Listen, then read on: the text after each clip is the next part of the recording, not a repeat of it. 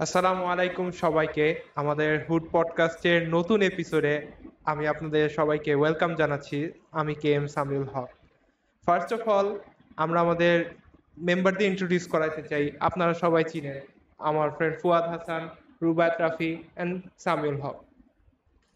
প্রথমত, আমরা বাংলাদেশের এক নতুন বিজয়ের এক অধ্যায়, এক নতুন এক সূচনার জন্য আমরা সবাই আশাবাদী এবং সবাইকে আমাদের দ্বিতীয় বিজয়ের শুভেচ্ছা জানাচ্ছি। আমরা নিশ্চয়ই এক কঠিন সময় দিয়ে গিয়েছিলাম। আমরা আমাদের সকল মেম্বার এবং আমাদের সকল প্যানেল মেম্বার থেকে শুরু করে যারাই আছে সবাই খুব ব্যস্ত সময় দিয়ে গিয়েছিলাম। আর তাছাড়া আমরা জানি বাংলাদেশে ওভারঅল একটা ইন্টারনেটের সমস্যা ছিল, যার কারণে আমরা হয়তোবা কোনো পডকাস্ট করতে পারিনি কিংবা আসতে পারিনি, কিংবা যারা আপনারা আমাদেরকে যারা চিনেন তারা জানেন যে আমরা কতটুকু সক্রিয় ছিলাম। বাংলাদেশের বর্তমান যে অন্তর্বর্তীকালীন সরকার, সেটা নিয়ে আমরা সবাই অনেকটা আশাবাদী। এবং শুধু আশাবাদী তা নয়, বাংলাদেশের বর্তমানে অনেক কিছু হতে পারে যেটার সম্ভাব্য অনেক বেশি। সুতরাং সেটা নিয়ে আজকে আমাদের আলোচনা, এবং আশা করি আপনারা আমাদের এই আলোচনাটি পছন্দ করবেন। সো আমি সরাসরি যেতে চাচ্ছি ফুয়াদের কাছে।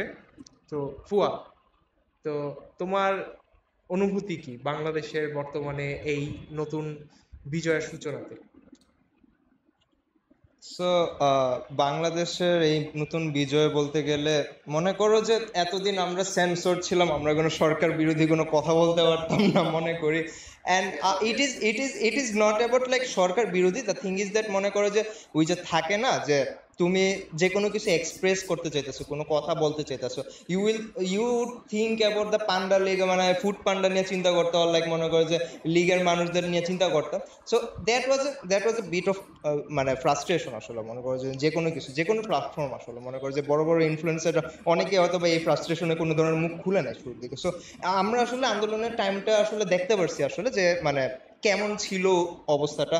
অ্যান্ড লাইক ওই টাইমে হয়তো বা আমরা হুড থেকেও কোনো ধরনের পডকাস্ট করি না, আমরা চিন্তা করছিলাম আচ্ছা কোনো যদি কিছু হয়, যদি সামওয়াট এই মুভমেন্ট যদি ফেল করে, what will happen to us, right? So এইগুলো আসলে অনেক অনেক মনে করো যে মানে সামটাইমস একটু প্যারা দেয় যে মানে লাইক যে কোনো ধরনের পডকাস্ট করো, যে কোনো কিছু করো, এইটার জন্য মনে করো যে এতদিন আসা হয় না অবভিয়াসলি। অ্যান্ড লাইক আমরা হয়তো বা ব্যাক এন্ডে কাজ করছি, আমরা হয়তো বা রাস্তায় নামছি, but the thing is that মানে মনে করো যে ওভারঅল বলতে গেলে এই যে বিজয়টা এই মুভমেন্টটা যে সাকসেস হয়েছে, অ্যান্ড লাইক এই ফ্যাসিস্ট সরকার যে ডাউন হয়েছে, রাইট? সো এইগুলা নামার পরে আমরা এখন বলতে পারি যে আমরা আনসেন্সর্ড একটা হুড পডকাস্ট শুরু করতেছি। মিনস লাইক আমরা যদি এখন কথাও বলি, আমাদের যে কেউ মারার মতো সাহস দেখাবে এরকম আমি মনে করি না যে কোনো কিছু এখন আর এই সোসাইটিতে আসলে বিলং করে। সো এই আর কি আমার আমার কাছে মনে হয় যে আর কি বিজয়ের বিজয়ের উল্লাসটা এরকমই আর কি বলতে গেলে।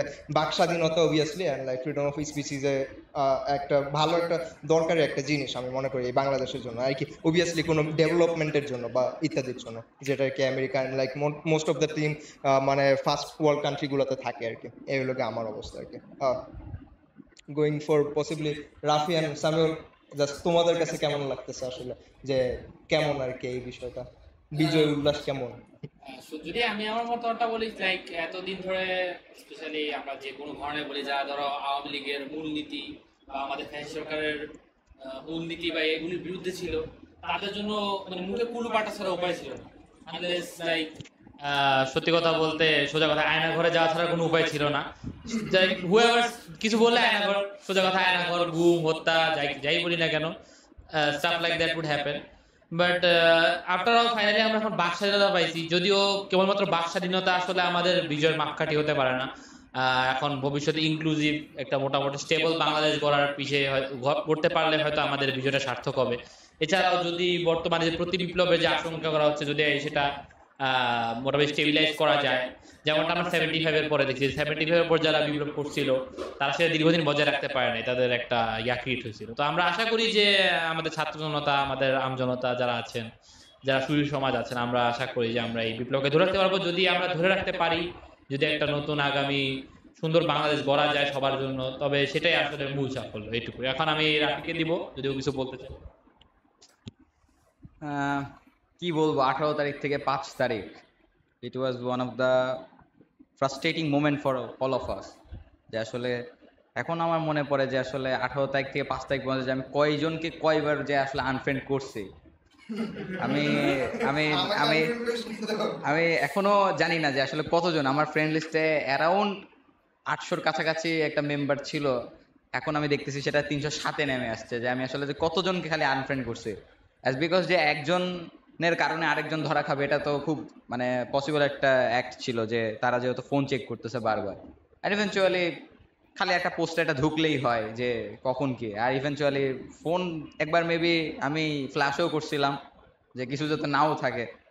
তো যাই হোক, অনেক চড়াই উতরাই গেছে। And eventually we all knows যে আমরা 18 তারিখে আসলে একটা বিপদের মধ্যে পড়ে গেছিলাম। অনেকে জানেও না হয়তো যে আমরা 18 তারিখে বাসাতেই যাইতে পারি নাই। আমরা বাসাতেই ছিলাম না, যে আমরা 18 তারিখে বাসায় থাকি নাই শেষ পর্যন্ত। অ্যান্ড প্রোঅ্যাক্টিভলি কারফিউ ভঙ্গ করা। যাই হোক, একটা সমাজ প্রতিষ্ঠা হয়েছে, একটা সোসাইটি আসছে যেখানে আসলে আনসেন্সরলি অনেক কিছু কথা বলা যাবে এখন, এবং আমরা আমাদের কথাগুলো বলতে পারবো। হয়তোবা প্রথম পডকাস্টে হয়তোবা আমরা অনেক কিছু বলতেছিলাম যে এখন আর কি বলার আছে, এভাবে আমরা কি বলার আছে আমরা চালাই, মানে আমরা আমরা এভাবে করে সামনে আগানোর চেষ্টা করতেছিলাম। বাট হ্যাঁ, আজ থেকে হয়তোবা এটা হবে না, আমরা এটা বলতে পারি। সো আমি এখন আসলে মূল, যদি আমরা যদি আজকে যদি আমাদের মূল কথায় আসি, সেই জন্য আসলে আগে আমি ফুয়াদকে আসলে মাইকটা দিব, যে আসলে আজকে আমরা কি টপিক নিয়ে কথা বলবো সেই ব্যাপারে কথা বলার জন্য। সো হ্যাঁ, টপিক শুরু করার আগে আগে কয়েকটা জিনিস বলি। লাইক রাফি হলো জিসি গুলো থেকে লিভ নিয়েছিল, এত কনসার্ন ছিল আমাদেরকে নিয়ে। সো লাইক মনে করো যে সবাই কনসার্ন, আর ওর এমন একটা এরিয়া ছিল যেদিকে আর কি রেড হওয়ার পসিবিলিটি বেশি ছিল। So like we accepted that. মনে করো হুড স্টুডিওর মেইন জিসি থেকে আসলে লিভ নিয়েছিল। তো আমি বি লাইক কি রে ভাই, বলে এগুলো লিভ না কেন? সো ইয়া, অনেক কিছু ম্যাটার করে আসলে, মানে এরকম একটা সিচুয়েশন গেছিল। এন্ড আমরা হয়তো বা লাস্ট পডকাস্টে মনে করো যে আমরা হয়তো বা লাস্টের দিকে কোটা নিয়ে কথা বলছিলাম। আমাদের মেইন প্রায়োরিটি কোটা ছিল না, আমাদের লাস্ট পডকাস্টে কি আমাদের মেইন প্রায়োরিটি ছিল যে ট্রানজিটটা নিয়ে কথা বলা। বিকজ লাইক ইন্ডিয়া নিয়ে আসলে মানুষজন তখন এত বেশি জানতো না। করিডোর বা লাইক ট্রানজিট ইস্যুটা আমরা একটু ক্লিয়ার করার ট্রাই করছি। রাফি অবভিয়াসলি অনেক একটা ভালো একটা ইম্প্যাক্ট রাখছিল। সো ফ্রম দেয়ার আসলে ওই যে কি জানি বলে যে তোমার লাস্টের দিকে আমরা কোটা নিয়ে যখন কথা বলছি না, কোটা নিয়ে আমরা বলছিলাম যে আসলে ইভেন্চুয়ালি এটা দিন শেষে আর কি অফ হয়ে যাবে। আমি আসলে কিছুটা চিন্তা করছিলাম যে এটা একটু বড় হইতেছে, but the thing is that আমরা ওই রকম করে চিন্তা করি না। বিকজ লাইক উই নো সে গেছে না আসলে, মানে লাইক তার গভর্নমেন্টটা কিরকম ছিল, অ্যান্ড লাইক গভর্নমেন্টটা আসলে মানে লাইক অনেক কিছু করার পসিবিলিটি রাখতো। But the thing is that যেহেতু আমাদের মুভমেন্টটা আসলে মানে লাইক সাকসেস হয়েছে, অ্যান্ড দ্যাটস আ লট আসলে। এই হলো গিয়ে আমার আর কি বলবো আর কি, এই অবস্থা হয়েছে আর কি। সো আসলে আজকের পডকাস্টটা ইজ অল অ্যাবাউট, মনে করো যে আমরা আর কি যেগুলো কথা বলবো আসলে আমাদের সাউথ ইস্ট এশিয়া নিয়ে আর কি মোস্টলি কথা বলবো। সাউথ ইস্ট কন্টিনেন্টটা কেমন কি হইতে পারে, এটা ফিউচার কেমন, অ্যান্ড লাইক আমাদের সাথে বাংলাদেশের সাথে আমেরিকার যে রিলেশনটা, যে ইনক্লুশনটা, এটা নিয়ে আর কি হয়তো বা কথা বলবো আমরা। পরে আমরা পাকিস্তানের কিছুদিন আগে হয়তো বা খবরে দেখছিলাম পাকিস্তানের একটা আন্দোলনের এইটা এইটা নিয়ে হয়তো বা আমরা কথা বলবো। অ্যান্ড আর হইলো আমাদের আর কি লাস্টলি হয়তো বা ইসরায়েল নিয়ে কথা বলবো। এই আর কি 4টা টপিক হয়তো বা আমাদের আজকে পডকাস্টের মধ্যে থাকবে। সো আজকের পডকাস্টের মধ্যে মনে করো যে যেটা আর কি বিষয়, যেটা বাংলাদেশের 7 বোন নিয়ে হয়তো বা লুৎফুর যেমন মামুর ভাই, লুৎফুর ভাই 10 ট্রাক 7 ট্রাক এটা নিয়ে যেই হয়েছে। হ্যাঁ, এটা একদিক থেকে বলতে গেলে বিএনপির আমল কেমন কি ছিল, অ্যান্ড লাইক 2001 থেকে কেমন কি, এগুলো নিয়ে কথাবার্তা হয়েছিল আমি মনে করি। সো বাংলাদেশের 7 বোনটা এই সেক্টরটা নিয়ে চিন্তা করা উচিত কিনা বা ইত্যাদি, এইসব নিয়ে জাস্ট ফিউচারিস্টিক কয়েকটা কথা বলবো মনে করি। আর এগুলো নিয়ে তোমাদের কি মতামত আমি মনে করি যদি সামিউল শুরুতে কিছু বলো। সো যখন সেভেন সিস্টার্সের কাহিনী হয় তখন আসলে মানে আমরা সবাই মোটামুটি ছোট ছিলাম। আমরা হয়তো বা ওভাবে এত হাইলাইটেড ভাবে দেখি নাই, কিন্তু যখন আসলে এই লুৎফর রহমান বাবরকে যখন ছাড়া হলো তখন আমরা তার মানে যাকে ছাড়ার একটা মুভমেন্ট তৈরি হলো, তো তখন আমরা আসলে জানতে পারছি যে তার আসলে মানে কাজ এবং উদ্দেশ্য কি। তো এটা নিয়ে আসলে মানে দ্বিপাক্ষিক আলোচনা, এটা বলা যায় যে অনেকেই অনেক রকম মন্তব্য করবে। তো এটা তো তাহলে মানে আমি রাফির কাছ থেকে জানতে চাই যে রাফি তো মানে এই সেভেন সিস্টার যেটা, সেভেন সিস্টার্স কি মানে এটার অরিজিনটা কি, বা এটাতে যদি মনে করো যদি অ্যাকচুয়ালি হইতো, মানে যদি আজকে ওই অস্ত্রগুলা ওখানে যাইতো, তাইলে আজকে বাংলাদেশের মধ্যে ইম্প্যাক্ট পড়বে কি, বা এখন মানে ইম্প্যাক্ট সম্পর্কে আমি তোমার কাছ থেকে একটু ওভারঅল জানতে চাই। যদি আসলে সেভেন সিস্টার্স নিয়ে আসলে যদি একটা আলোচনায় আসি, আগে আসলে জিওগ্রাফিক্যালি আসলে এটার অবস্থানটা যদি আমরা দেখি, মেইনল্যান্ড ইন্ডিয়ার সাথে কিন্তু আসলে সেভেন সিস্টার্স এর যেই রাজ্য বা স্টেটগুলো আছে সেগুলো কিন্তু জড়িত, কিন্তু জাস্ট একটা 22 বা 25 কিলোমিটার একটা দূরের লম্বা আর কি, লম্বাই যদি বলি, বা যদি বলো প্রস্থ টাইপের আর কি, ওইরকম একটা ল্যান্ডের সাথে কিন্তু ইন্ডিয়ার সাথে যুক্ত। That means this is the only one connection you can connect the whole seven sisters. আর সেভেন সিস্টার্সের এখন একটু সংজ্ঞান একটু বদলাইছে। সেই আগে এটা 1960-এর আগের দিকে যখন সিকিম অ্যানেক্সেশন হয় নাই, তখন এটাকে শুধু সেভেন সিস্টার্সই বলা হইতো। অনেকে একজন বলছিল, আমার নামটা এখন মনে নাই, বাট এটাকে জেনুইনলি বলা হয় seven sisters and one brother. Seven সিস্টার্সের মধ্যে পড়ছে হলো, আমি যদি ম্যাপ অনুযায়ী বলি, সেটা ফার্স্টে হলো চায়নার কাছ থেকে বলতেছে, দ্যাট মিনস ইস্টার্ন পোর্শন থেকে বলতেছে। সেটা হলো অরুণাচল, নাগাল্যান্ড, আসাম, আমি ভুলও হইতে পারে আবার, আসাম, মিজোরাম, দেন মেঘালয়, ত্রিপুরা আর মণিপুর। এটা হলো সেভেন সিস্টার্স। সিকিম হইলো ওয়ান ব্রাদার বলা হয়, seven sisters and the one brother. না, এটা বাংলাদেশের সাথে ডিরেক্টলি কানেক্টেড নাই। সিকিমকে ওয়ান ব্রাদার বলার কারণ? সিকিম আসলে পরে যুক্ত হয়েছে, সিকিম একটু আলাদা আর কি। ও হ্যাঁ, ইয়েস, সিকিম মানে হ্যাঁ, চিকেন নেকের উপরে। দ্যাট মিনস এটা কিন্তু অ্যানেক্সেশনের কারণে, এটা কিন্তু অ্যানেক্সেশন হয়েছিল। এটা একটা ভালো কথা যে এখন আমার খেয়াল আসছে যে সিকিম কাইন্ড অফ হায়দ্রাবাদের মতো ছিল, হ্যাঁ। স্বাধীন রাজ্য ছিল, পরে এই কারণে ওয়ান ব্রাদার কাউন্ট করা হয়। অ্যান্ড ইভেনচুয়ালি এই অঞ্চলগুলো একটু ভূপ্রাকৃতিকভাবে একটু অন্যরকম, এবং ইন্ডিজিনাস পিপল দিয়ে একটু বেশি মানে পপুলেটেড বলতে পারো যে আসলে ইন্ডিজিনাস পিপলই আসলে এখানকার। আরিয়ান হিন্দুদের চেয়ে ডিফারেন্ট, অবভিয়াসলি হ্যাঁ, একটু ডিফারেন্ট না, হ্যাঁ সাংস্কৃতিক ফিজিক্যালি বলো, হ্যাঁ অবভিয়াসলি। এবং তাদের পোশাক আশাক থেকে শুরু করে তাদের খাদ্যাভ্যাসেও একটা ভালো একটা প্রভাব দেখা যায়, যে এই পার্টটুকু ইন্ডিয়ার এই পার্টটুকু আসলে মেইন স্ট্রিম ইন্ডিয়ান পার্টের সাথে মেলে না। আমরা যেভাবে করে আসলে এখন south Indian and the north ইন্ডিয়ানের যেই কালচারটা দেখি, যদিও দুইটার কালচার আসলে ভিন্নতা আছে, তথাপিও এই দুইটার থেকেও আসলে অনেক বেশি ভিন্ন এই নর্থ ইস্টের এই সেভেন সিস্টার্স, যেটা আসলে সেভেন সিস্টার্সের পজিশনগুলোকে সব নর্থ ইস্টার্ন ইন্ডিয়ায় আন্ডারে ফেলা হয়। সো এই নর্থ ইস্টার্ন জায়গাগুলো কিন্তু আসলে খুবই ডিফারেন্ট।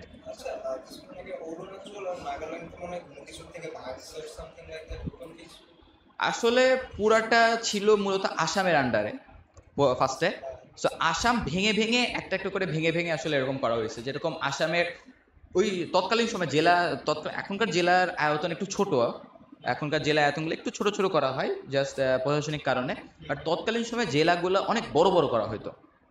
যেরকম আমি যদি বাংলাদেশে উদাহরণ দিই, বাংলাদেশে হ্যাঁ বৃহত্তর ফরিদপুর, যেরকম বৃহত্তর ফরিদপুর থেকে আজকে গোপালগঞ্জ বের হয়েছে, আমি যদি ভুল না করি শরীয়তপুর বের হয়েছে, এরকম আরো মাদারীপুরের মতো জেলাও বের হয়েছে। সো এরকম অনেক বড় একটা জেলা পরবর্তীতে আসলে এগুলো ভাঙা হয়েছে। সো আসামের এরকম দুইটা জেলা নিয়ে আসলে মেঘালয় হয়েছিল। সো এইরকম করে করে আসলে ছোট ছোট অনেক জায়গা হয়েছে। যেরকম 1839 সালে যখন আসাম অ্যানেক্সেশন হয় আন্ডার দ্য ব্রিটিশ রুল, তখনকার সময় যদি দেখা যায় যে আসামের মেইন ল্যান্ডই আসলে সবচেয়ে বড় ছিল। সো আসাম ভেঙে ভেঙে আসলে আজকে এত দূর আসছে এই বর্তমান পজিশনগুলো। হ্যাঁ, অরুণাচলের আয়তন আরো বড় ছিল আমি যদি ভুল না করি। সো এটার কিছু একটা অঞ্চল আসামের ভিতরে ঢুকছে অথবা নাগাল্যান্ডের ভিতরে ঢুকছে, বাট নাগাল্যান্ড একটা ছোট জায়গা এবং এখানে বিভিন্ন জাতির মানুষ বাস করে। এবং এই সেভেন সিস্টার্সে শুধুমাত্র এক জাতির মানুষ বাস করে বিষয়টা তাও না। যেরকম আসামিজদের সাথে নাগাদের পার্থক্য আছে, একটা ভালো রকম পার্থক্য আছে, এবং ধর্মীয় পার্থক্য বিদ্যমান। কিছু কিছু এলাকায় মুসলিম সংখ্যাগরিষ্ঠতা আছে, কিছু কিছু এলাকার মানুষের বাংলা মাতৃভাষা আবার অহমিয়া ভাষা হয়তো বা অনেকে শুনে থাকতে পারে। যেরকম ত্রিপুরাতে কিন্তু বাংলা ভাষাও একটা অন্যতম প্রধান ভাষা, এবং ত্রিপুরার সাথে বাংলাদেশের একটা হিস্ট্রিক্যাল কানেকশনও আছে। বাংলাদেশের 71-এর মুক্তিযুদ্ধে আগরতলা একটা ভালো রোল প্লে করছিল। সো এরকম ভাবে আমরা যদি দেখি যে এক একটা জাতির সাথে এক একটা মানে ল্যান্ড, এগুলো কিন্তু আসলে ভালো রকম পার্থক্য আছে। সো সেভেন সিস্টার্সকে যদি পুরোপুরি একও করার চিন্তা ভাবনা কেউ যদি করে, ইটস মোর টাফ। সাংস্কৃতিক, জাতিগত, ধর্মীয়, মানে প্রত্যেকটা অ্যাঙ্গেল থেকে এটা একটা পার্থক্য আছে। আচ্ছা, মানে যে লুৎফর রহমান বাবরের যে উদ্দেশ্যটা ছিল বা বাংলাদেশের মানুষ যেটা বলতেছে বর্তমানে যে সেভেন সিস্টার্সকে এক করা যে সেভেন সিস্টার yes obviously মানে আসলে কি এটা মানে পসিবল যে বাংলাদেশের আন্ডারে মানে সোভেরেনিটিটা বাংলাদেশের আন্ডারে নিয়ে আসে পুরো একটা মানে এইটা অনেক টাফ হবে, এটা অনেক টাফ হবে। ওইখানে কিছু ভ্যাসাল স্টেট বা কিছু স্বাধীন রাজ্য প্রতিষ্ঠা করা যেতে পারে, but under the Bangladeshi rule আমার মতে এক আসাম আর মেঘালয়। আচ্ছা ঠিক আছে, মনে করো যে বাংলাদেশের মানে বাংলাদেশ আসলে চিন্তা করে যে বাংলাদেশের মানুষ আসলে চিন্তা করে যে আসলে একটা দরকার এদেরকে নিয়ে এই করা, but the reality is like তোমার আসাম বলো ত্রিপুরা বলো এদের বলতে গেলে মেঘালয় এই সেক্টরগুলো এগুলোতে মনে করো যে ভাষার একটা যেই ডিফারেন্স অ্যান্ড লাইক ওদের মধ্যে যেই মনে করো যে কালচারাল ডিফারেন্সেস গুলো বাংলাদেশের সাথে আছে ওরা এগুলো মানবে না। So what is it like মনে করো ওদের দেশেগুলোতে মনে করো যে রিলিজিয়াস একটা কনফ্লিক্ট অবভিয়াসলি আছে, ওরা হিন্দুইজম, ওকে। সো আমাদের দেশে মুসলিমদের সাথে ওরা মানে লাইক অ্যাকচুয়ালি দেখতে পারে না। আমি যতটুকু মনে করো যে রেডিট ঘাটাঘাটি করি বা ঈদ ঘাটাঘাটি করি আমি দেখি যে মানে লাইক ওরা আসলে মুসলিমদেরকে করতে পারে না। So I am not saying like ওরা দেখতেই পারে না এরকম না, আমি just I am just mean that মনে করো যে মানে ওরা জাস্ট বাংলাদেশের কালচারের সাথে মানে ম্যাচ করে তারপরে মুসলিমদের সাথে করবে, এইটা আসলে পসিবল না, এটা হলো বিষয়। সো আমার কাছে লাগে যে মনে করো এই সেভেন সিস্টার্স আসলে বলতে গেলে ওই যে রাফি যেরকম বললো আর কি জাস্ট আলাদা একটা হইতে পারে, ইউনাইটেড হইতে পারে, but the thing is that মনে করো যে ওই যে সেভেন সিস্টার্স গুলো মনে করো যে আলাদা আলাদা হয়ে যখন আর কি মানে একসাথে যখন করবে অ্যান্ড ইন্ডিয়া থেকে যদি কোনো টাইম বাইর হয় আর কি এটা মানে ইন্ডিয়ার ইকোনমিকের জন্য আসলে বেটার, মানে লাইক ইন্ডিয়ার জন্য আসলে বেটার বিকজ লাইক মনে করো যে মানে ওদের বার্ডেনটা নেওয়া লাগতেছে না। বাট আমার কাছে এই যে 7টা রাজ্য বা লাইক এইগুলা যখন আবার নিজেরা একসাথে করবে তখন আবার ওদের ল্যান্ডলর্ডে একটা পেইন খাবে বিকজ লাইক ওদের সাথে কোনো ধরনের ইন্টারন্যাশনাল কোনো কানেকশনস নাই, বিকজ লাইক ওদের কোনো পোর্ট নাই, রাইট? ওদের মানে তখন আর কি বলতে গেলে বাংলাদেশের সাথে আবার কানেক্টেড থাকা লাগবে যে আচ্ছা ভাই আপনারা আমাদের চাই যে কাইন্ড অফ একটা কথা বলা হইতেছে যে সেভেন সিস্টার্স কে আসলে আমি যেটা বুঝি লুৎফুজ্জামান বাবর বা তার যা সহকর্মী ছিল তাদের মূল উদ্দেশ্য এটা ছিল না যে বাংলাদেশের পরিধি বাড়াবে, তাদের উদ্দেশ্য ছিল ইন্ডিয়াকে অস্থিতিশীল করে দেওয়া। কেন এটা আমি লজিক্যালি মনে করি, কেন কারণ বাবর mainly if I am not wrong ULFA ছিল, এখন উলফারা হয়তো অনেক যে গোষ্ঠীটা ছিল তাদেরকে অস্ত্র দেওয়ার জন্য পাঠিয়েছিল। তো আমি যেটা বুঝি যে বাবরের লক্ষ্য ছিল যে এই 10টা অস্ত্র বা 7.5 কোটি টাকা যেটা আমরা বলি এই অস্ত্রগুলির মাধ্যমে ইন্ডিয়াকে অস্থিতিশীল করে দেওয়া, যাতে ইন্ডিয়া জেনারেলি তার আশেপাশে দেশ থেকে বাংলাদেশকে না করতে পারে, অর্থাৎ বাংলাদেশের ইয়াতে তারা হাত দিতে পারে। যেমন আমরা যদি বলি ইন্ডিয়াতে বর্তমানে শিখদের যে খালিস্তানি আন্দোলন বা সেভেন সিস্টার্স এর আসাম যেমন কিছু না কেমন হয়েছিল মানে কাটু দেওয়া হয়েছিল, কিন্তু এই ধরনের সমস্যাগুলিতে যখন ইন্ডিয়া থাকবে ব্যস্ত থাকবে ইন্ডিয়া থাকবে অবভিয়াসলি তার আশেপাশে দেশ থেকে বাংলাদেশে তারা হাত দেওয়ার চান্স পাবে না সহজে। কিন্তু যদি এগুলি না থাকতো তারা আরো বেশি আশেপাশে স্টেটে বড় বিস্তার ট্রাই করতো। তো আমার যেটা মনে হয় যে বাবরের মেইন উদ্দেশ্য এটা ছিল না যে বাংলাদেশের পরিধি বাড়ানো, বরঞ্চ তার উদ্দেশ্য ছিল যে ইন্ডিয়াকে অস্থিতিশীল করে যে বাংলাদেশের জন্য একটা ওপেন ফিল্ড করা যাতে সহজে খেলতে পারে। এটা ট্রু আসলে বলতে গেলে তোমার যখন আর কি মানে লাইক তোমার বাংলাদেশের মানে জিওগ্রাফিক্যাল যে লোকেশন ওরা মিডলে আছে, লাইক পূর্ব পাশে ইন্ডিয়া পশ্চিম পাশে ইন্ডিয়া, এন্ড তুমি যখন পূর্ব পাশে ইন্ডিয়ার মানে লাইক রাজ্যগুলাতে তুমি যখন করে দিবা আর কি একটা অস্থিতিশীল যদি করে দিতে পারো, ওর লাইক মনে করো ওদের যেই মানে এট দ্যাট মোমেন্ট আমি 2001 না 2004 এটা 2004 সো লাইক ওই টাইমে তোমার মনে করো যে ওই যে এপ্রিল মাসের দিকে তখন ওরা হয়তো বা কোনো ধরনের প্রোটেস্টই তো ছিল, রাইট? আমি যতটুকু রিমেম্বার মনে করি। আসলে এখানে সমস্যাটা একটা কিছু হিস্ট্রিক্যাল আছে, লাইক তারা আসলে ইন্ডিয়ার সাথে যত না আসলে শখে শখে যুক্ত হয়েছে বরং চাপে পড়ে যুক্ত হয়েছে। যেরকম নাগাল্যান্ড 1961 সালে একটা স্বাধীনতার পক্ষে হ্যানা ভোটে একটা আয়োজন করে, সেখানে স্বাধীনতার পক্ষেই ভোট পড়ে এবং এটা যদি আমি ভুল না করি তাহলে 1947 সালের 14 আগস্ট আই গেস 14 বা 15 আগস্ট নাগাল্যান্ড তাদের নিজস্ব স্বাধীনতা ঘোষণা করে, যেটা আসলে ইন্ডিয়া মেনে নেয় নাই। এবং হ্যানার ভোট যেটা শুরু হয় নাগাল্যান্ডে সেটাও কিন্তু আসলে নাগাল্যান্ডের পক্ষে ভোট পড়ে, বাট ইন্ডিয়ান গভর্নমেন্ট সেটা মেনে নেয় নাই। হ্যাঁ, ওদের দেশের জনগণের মধ্যে হ্যাঁ এরকম স্কটল্যান্ডও একটা ভোট হয়েছিল যে স্বাধীনতার পক্ষে, বাট স্কটল্যান্ডের মানুষ সেটা দেয়নি। বাট নাগাল্যান্ডে কিন্তু হয়েছিল যেটা যে নাগাল্যান্ডের স্বাধীনতার পক্ষে একটা ভোট পড়ছিল, কিন্তু ইন্ডিয়ান গভর্নমেন্ট আসলে সেটাকে অ্যালাউ করে নাই যে তারা এটা করবে না। তো আসলে ইন্ডিয়া যেটা চাচ্ছিল সেটা হলো যে তার পরিধি বিস্তার করা, সবসময় এটা চায়, যার কারণে আসলে সে সেভেন সিস্টার্সের উপর একটা হাত দেওয়ার চেষ্টা করছে, অ্যাজ বিকজ যে যত বেশি দূরত্ব তারা যাইতে পারবে আসলে এটা তাদের জন্য একটা লাভ আছে, বিকজ পশ্চিম থেকে পূর্ব, উত্তর থেকে দক্ষিণ, একটা চতুর্মুখী একটা ব্যবস্থা, এটা ইন্ডিয়ার জন্য একটা অবশ্যই একটা ভালো একটা দিক হইতে পারে। একটা কথা হচ্ছে সেভেন সিস্টার্সের মাধ্যমে কিন্তু ইন্ডিয়া মায়ানমারের সাথে একটা কানেকশন আছে। হ্যাঁ, অবভিয়াসলি যে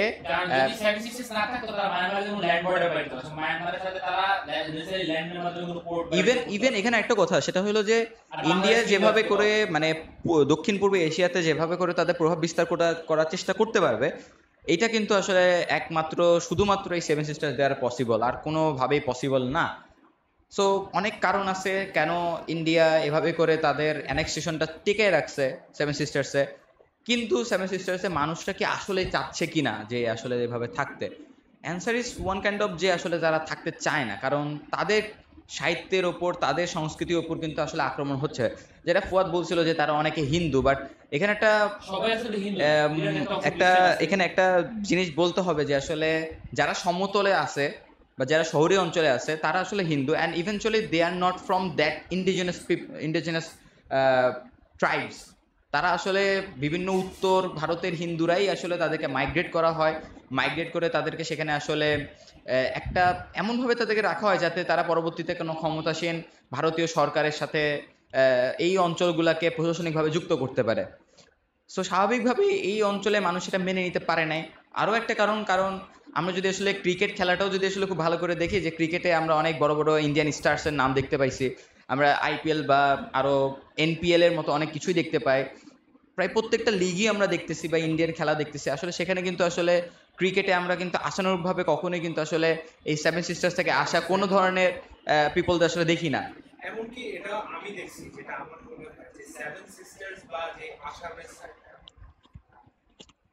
আসামের সাইডটা যদি আমি বলি, তাদের মানে ইন্ডিয়ার ক্ষেত্রে বা ইন্ডিয়ানরা অত তাদেরকে মানে কোনোভাবে অতটা এঙ্গেজ করতে চায় না বা মেনশন করতে চায় না সামওয়াট লেভেলে। বাট কারণ ইন্ডিয়ার ম্যাক্সিমাম পার্টি আসলে যদি আমরা ধরি যে যেটা মানুষজন চিনে, যেটা মানুষজন যেটার কালচার হেরিটেজ যেটা নিয়ে সবসময় গ্লোরিফাই করে, যেমন পাঞ্জাবদের কালচারটা নিয়ে করে, ওয়েস্ট বেঙ্গলদের কালচারটা নিয়ে যেমন করে, যে মোরক্কানাইসে যে সাউথ ইন্ডিয়ানদের এটা নিয়ে যেমন গ্লোরিফাই করে, যে যা যা করে, এমনি আমি কখনো আমার পার্সোনাল দৃষ্টিতে কখনো মনে করেন বাইরের কোনো ইন্ডিভিজুয়াল পার্সন বা অর্গানাইজেশন বা আমি কখনো তাদেরকে এই আসাম, মণিপুর এই সাইটগুলোতে কখনো কোনো কন্ট্রিবিউট করতে দেখি নাই। মানে তারা কখনো মেনশন করে না, তো কখনো করে না। কারণ কি, এটা কি বাংলাদেশের ওই সাইডে পড়ে গেছে নাকি তারা আচ্ছা, সো আমার কাছে লাগে, বুঝছো, মানে এখন জিনিসটা ওই সেভেন সিস্টার্সের যে জিনিসটা, এটাতে মনে হয় যে তোমার ওরা আসলে ইন্ডিপেন্ডেন্স যে চাইতে পারবে কিনা আমার কাছে এখনো পর্যন্ত লাগে। কারণ বললাম না, ল্যান্ডলকড একটা খুবই একটা ভাইটাল একটা জিনিস, ঠিক আছে? কোনো সময় তুমি পোর্টের বলতে গেলে তুমি যখন মানে ওদিক থেকে তোমার মানে করতে পারবে না, ইকোনমিক্যাল গ্রোথ করতে পারবে না নিজে। কারণ কি, বাংলাদেশের জিডিপি মনে করো যে বাংলাদেশের জিডিপি যেদিকে পাকিস্তানকে ছাড়াই চলে যেতেছে, ওদের জিডিপি ইজ মোর লাইক মানে মাত্র $30 বিলিয়ন।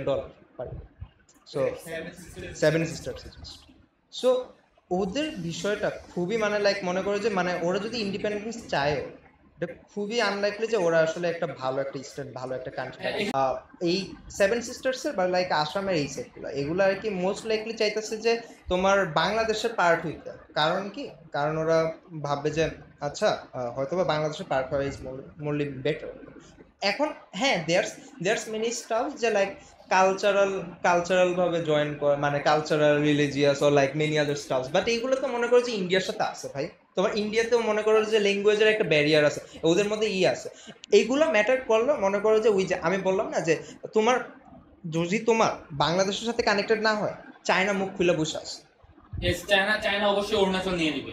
চায়না চুপচাপ মাথা ঠান্ডা করে ওরা বসে আছে, ওরা এটা গ্র্যাব করবে। মানে like seven sisters is a vital point for India, because like তোমার ইন্ডিয়ার যদি মনে করো সেভেন সিস্টার্স চলে যায়, half of the India is gone. Some kind of, ঠিক আছে? মনে করো যে একটা পার্সেন্টেজ যখন চলে যায় তখন আর কি মনে করো যে ওই যে তোমার মায়ানমারের সাথে কানেকশন নেই, তোমার নেপালের সাথে কানেকশন নেই, ভুটানের সাথে কানেকশন নেই, তিনটার সাথে যখন কানেকশন নেই, বাংলাদেশে তুমি তখন কোনো ধরনের পুশ দিতে পারবে না। ইন্ডিয়া টোটালি উইল লস দেয়ার মানে লাইক রিজন। ইন্ডিয়া কখনো চাইবে না যে তাদের একটা ম্যাসিভ ল্যান্ড চলে যায়। হ্যাঁ অবভিয়াসলি যে কোনো দেশই চায় না। ইভেন একটা জিনিস যেটা থাকবে সেটা হলো যে সবচেয়ে বেশি পর্যটন কেন্দ্রগুলো যেগুলো আছে, লাইক এরকম একটা হিল টেরেন গুলা কিন্তু আসলে ভালো একটা পর্যটন কেন্দ্র, এবং সেটা কিন্তু তারা লস করবে। মেঘালয়তে ঘুরতে যায় না মানুষ। ইভেন এখানে আরেকটা কথাও থাকবে যে তারা কি আসলে খুব ভালোভাবে পোর্ট্রে করে কিনা, আসলে কেন তারা স্বাধীনতা চায়, এটা একটা বড় প্রশ্ন। স্বাধীনতা চায় একটা কারণে, বিকজ ইন্ডিয়া তাদেরকে ভালোভাবে ট্রিট করে। এক্স্যাক্টলি, তাদের প্রপার ইনফ্রাস্ট্রাকচার উন্নয়ন হয় না। এই জিনিসটা মনে করছে ওই যে মানে আমি যতটুকু আর্টিকেল গুলো পড়ছি মনে করছে মানে ওদের সাইডে সেভেন সিস্টার্স এ অনেক করাপশন। ওদের জিডিপি যে 30 বিলিয়ন, মানে ইটস আ হিউজলি মাথা ব্যথার বিষয় যারা যারা ইকোনমিক্স বিষয়। অ্যান্ড আমার কাছে লাগে যে মানে লাইক মানে বাংলাদেশের জিডিপি মোস্টলি একটা ভালো একটা স্টেট আছে।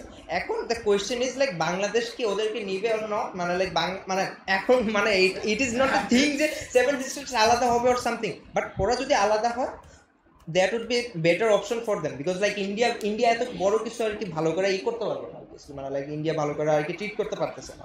So like they should be doing something, যেটা আর কি মনে করো যে ইন্ডিয়া থেকে হয়তো বা করো, তারপরে তুমি চায়নার সাথে যাও, না হলে তুমি বাংলাদেশের সাথে যাও। আচ্ছা, এখানে বাংলাদেশের সাথে এখানে আমি একটা কথা বলতে যাবো যে আসলে সেভেন সিস্টার্স কে অ্যাজ আ হোল 7 জনই যাবে ইন্ডিয়ার সাথে, চায়নার সাথে, বা 7 জনই যাবে বাংলাদেশের সাথে, এরকম জাজ করা যায়। মনে করি যে এক এক স্টেটের ক্ষেত্রে কেসটা ডিফারেন্ট। যেমন যেখানে বাংলা ভাষী টাইপের লোকেরা বেশি, আসামের কথা বলি বা ত্রিপুরার দিকে যারা বাংলা বুঝে এবং বাংলা শুনে, তো তাদের ক্ষেত্রে একটা টেন্ডেন্সি থাকতে হবে বাংলাদেশের দিকে যাওয়ার। অরুণাচল ওইসব দিকে হয়তো একটু টেন্ডেন্সি, বা নাগাল্যান্ডের লোক, নাগা পিপলরা হয়তো চাইবো মায়ানমারের সাথে, কারণ মায়ানমারের নাগা পিপলদের একটা অংশ থাকে, এটা ট্রু কথা, এবং ওদের একটা মোটামুটি অটোনমাস রিজিয়ন আছে মায়ানমারে, ও মায়ানমারে থাকে তাই।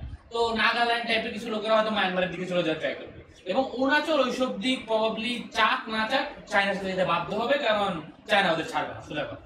So probably seven sisters will even Samiul একটা জিনিস মনে করে যে অরুণাচলের একটা পার্ট কিন্তু আবার চায়না নিজেদের দাবি করে। তো এখানে যেটা আমি বলি যে এটা একটা ব্যাপার যে এখানে অরুণাচলের মধ্যে যারা আছে ওইরকম ওরা টিকতে পারবে না, ওদেরকে চায়না নিয়েই নেবে, নিয়ে বা না নেয় অন্ততপক্ষে তাদেরকে ভেসা স্টেট বানাতে হবে।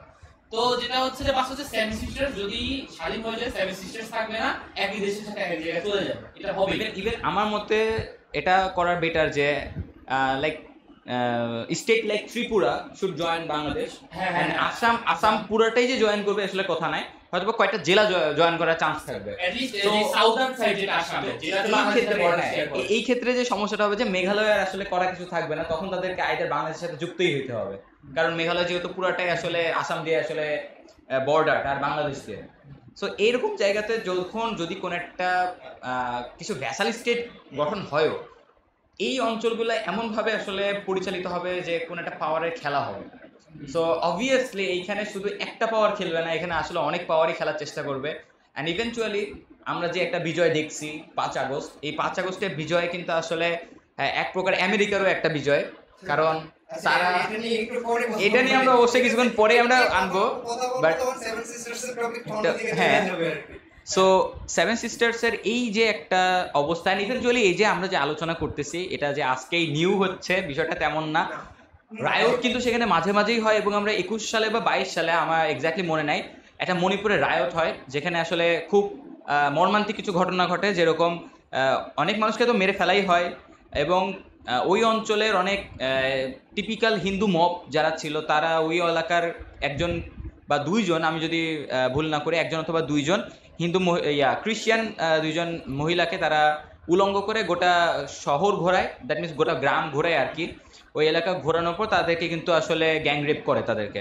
সো এইরকম ঘটনা কিন্তু আসলে যে একটা দুইটা হয়েছে তাও না, এরকম প্রচুর ঘটনা হয়েছে। রায়ট কিন্তু বারবার লাগে, কারণ ওই যে বললাম যে আসলে এখানে মিসট্রিট হইতেছে বারবার, এবং তারা ইন্ডিয়ার সাথে যোগ দেওয়ার জন্য খুব বেশি উৎসুকও ছিল না, এবং তারা হ্যানা ভোটের যেই রেজাল্টগুলো ছিল সেগুলাও তারা ইন্ডিয়ার সাথে ছিল না। এবং আমরা যদি আসলে টিপিক্যাল ইন্ডিয়ার কথা বলি, সবার আগে আমাদের নাম সামনে আসে হলো দিল্লির কথা, এটা অবশ্যই আসার কথা, কারণ সাংস্কৃতিকভাবে তারা সবসময় এক ছিল। কিন্তু আমরা যদি হিস্ট্রিক্যালি ভাবে যদি দেখি 1839 সালের আগে কিন্তু আসাম বা এই তৎকালীন সময় আসলে পুরোটা আসামই ছিল বলা যায়, আর কিছু কিং আসাম রাজ্য ছিল, কিং ত্রিপুরা রাজ্য ছিল, হ্যাঁ ত্রিপুরা রাজ্য ছিল, কিং ছিল, হ্যাঁ রাজ্য ছিল। কুমিল্লার সাথে ত্রিপুরা এক ছিল as far as I remember। তো এই অঞ্চলগুলা বা এই নর্থ ইস্টার্ন পজিশনগুলা কিন্তু কখনোই টিপিক্যাল মেইনল্যান্ড ইন্ডিয়ার সাথে ছিল না। এই জিনিসটা কিন্তু মাথায় রাখতে হবে, মেইনল্যান্ড ইন্ডিয়ার সাথে কিন্তু কখনোই ছিল না, কোনোভাবেই সাংস্কৃতিক মিল নাই, কোনোভাবেই হিস্ট্রিক্যালও কোনো মিল নাই, কিচ্ছুই কিন্তু তাদের মিল নাই। সো এখানে কিন্তু একটা প্রবলেম ক্রিয়েট হবে, এবং ধর্মীয়ভাবে যে মিলটা এখন মানুষজন বলতেছে সেটা কিন্তু আসলে প্রপার না। এটা আসলে ফুয়াদকে আমি একটু বলি, সেটাও কিন্তু সে প্রপার না। আর ইভেনচুয়ালি এখানে আরেকটা কথা আছে, হ্যাঁ আরেকটা এখানে ব্যাপার আছে যে আসলে তারা কি আসলে ওয়ার্ল্ড পাওয়ার হওয়ার জন্য কি আসলে ইচ্ছুক কিনা এই সেভেন সিস্টার্স এর মানুষেরা? Answer is also not, because তারা আসলে পাহাড়ে থাকে এবং তারা তাদের পাহাড়ি সংস্কৃতি পাহাড়ি ঐতিহ্যকে কিন্তু নিয়ে বাঁচতে চায়। সো তারা কিন্তু এই যে মেইনল্যান্ড পলিটিক্স বলি বা মেইনল্যান্ড সিটি সোসাইটি যদি বলি বা এলিট ক্লাস সোসাইটি বলি, তারা কিন্তু আসলে এগুলা ধারে না এবং তারা এগুলা চলতেও চায় না। সো ম্যাসিভ একটা পোর্শন আসলে এরকম হয়ে গেছে, and eventually they want to continue this. আচ্ছা, আমি একটা কাহিনী শেয়ার করি। ইট ইজ লাইক আমি একটাই পড়ছিলাম। সো এটা আসলে পসিবলি আমি যতটুকু মনে আছে এটা মেঘালয় না হলে আসামের হবে আর কি, আমার কাছে মনে হয় যে মেঘালয়ের দিকে। সো ওরা আর কি ওদের তো ট্র্যাকের মানে ট্র্যাক পার করা লাগে, পাহাড়ি অঞ্চল ইত্যাদি ইত্যাদি। So there was A guy name কি জানি মনে করো XYZ, এন্ড লাইক তার ওয়াইফকে নিয়ে যাইতেছিল, আর তার ফার্স্ট ওয়াইফ আসলে বাচ্চা দিতে পারেনি বিকজ লাইক ওদের এরিয়া আসলে এত ছিল না। ওর পরে হলে গিয়ে মানে লাইক ফার্স্ট ওয়াইফ পরে এমনি করে মারা গেছিল আর কি। পরে সেকেন্ড ওয়াইফকে নিয়ে বাংলাদেশের হাসপাতালে আর কি আসতে হয়েছে, বর্ডার করে তোরে তারপরে আসতে হয়েছে because like it is like ওদের পাহাড়ি অঞ্চল, এন্ড লাইক ওদের আসলে ওই সাইড থেকে মানে সেন্ট্রালে যাওয়া এগুলো একটা পেইনফুল একটা অবস্থা, ঠিক আছে। সো এইগুলা যখন মনে করো যে ওদের ইন্ডিয়াতে যখন সেন্ট্রালে যেতে পারতেছে না, ঠিক মতোই করতে পারতেছে না, এইসব এরিয়াগুলা যেসব স্টেটগুলো আমাদের বাংলাদেশের সাথে কানেক্টেড, এগুলো মনে করো যে যখন সেন্ট্রালাইজড একটা মানে ফ্যাসিলিটিস গুলো পাইতেছে না, তখন ওরা আর কি চিন্তা করবে অবভিয়াসলি লাইক কেন আমরা ইন্ডিয়ার সাথে আছি, India doesn't give shit about us, right. So ওদের মানে লাইক ওদের যদি উন্নত হইতো, ওদের যদি ডেভেলপমেন্ট হইতো, তাইলে একটা কথা ছিল। আমাদের যেমন বান্দরবন এরিয়া, ঠিক আছে, বান্দরবন এরিয়াটা আসলে বলতে পারো কাইন্ড অফ ওদের মতো একটা অবস্থা, কারণ পাহাড়ি অঞ্চল অনেকেই আছে, বাট আমরা যতটুকু পারি আমরা করে ট্রাই। বলবো যে এখন ট্রানজিট সুবিধা আছে, যে লোকালি ট্রানজিট আর কি, যে মানুষজন এদিকে যাতায়াত করতে পারতেছে। যদি পরবর্তী গভর্নমেন্ট বা ইন্টারিম গভর্নমেন্ট আসার পর, আমরা তো ডক্টর ইউনূসের কথা শুনছি যে বাংলাদেশে যদি কেউ অস্থিরতা সৃষ্টি করতে চায়, তবে সারা আশেপাশে প্রত্যেকটা অঞ্চলে সেটা প্রভাব পড়বে, সেভেন সিস্টার্স সেটা প্রভাব পড়বে। তো বাংলাদেশ যদি তাদের সমস্ত ধরনের ট্রানজিট বন্ধ করে দেয়, তখন একটা নাগাল্যান্ডের পিপল বা একটা মণিপুরের পিপলের কি হবে? তখন তো সে বাংলাদেশের জিনিসগুলো ইউজ করতে পারতেছে না, বা বাংলাদেশের উপর দিয়েও তো সে তার মেইন স্ট্রিম ভারতের ল্যান্ডে যাইতে পারতেছে না। তখন কিন্তু তাদের জন্য কিন্তু আসলে যেই যতটুকু সুবিধাও আছে সেটাও কিন্তু বন্ধ হয়ে যাচ্ছে। ইভেন্টুয়ালি আমরা যদি তাও দেখি যে বাংলাদেশের সাথে ভারতের সম্পর্ক যদি আসলেই সামনে যদি খারাপ হয়, বিকজ এটা খারাপ হওয়ার একটা বড় সড়ো রিজন হতে পারে শেখ হাসিনাকে একটা আশ্রয় দেওয়া, আর ইভেন্টুয়ালি তারা কিন্তু আশ্রয় দিয়ে আছে, এখনো আশ্রয় দিচ্ছে, এবং তারা কিন্তু এখনো বলতেছে না যে তারা কবে তাকে অন্য দেশে পাঠাইবে। As far as I know, Indian মিডিয়াতে খুব সম্ভবত যে গভর্নমেন্ট তারা বলছে যে আমরা শেখ হাসিনাকে যতদূর দরকার বা যতদূর সম্ভব রাখবো, কিন্তু চিরতরে রাখবো।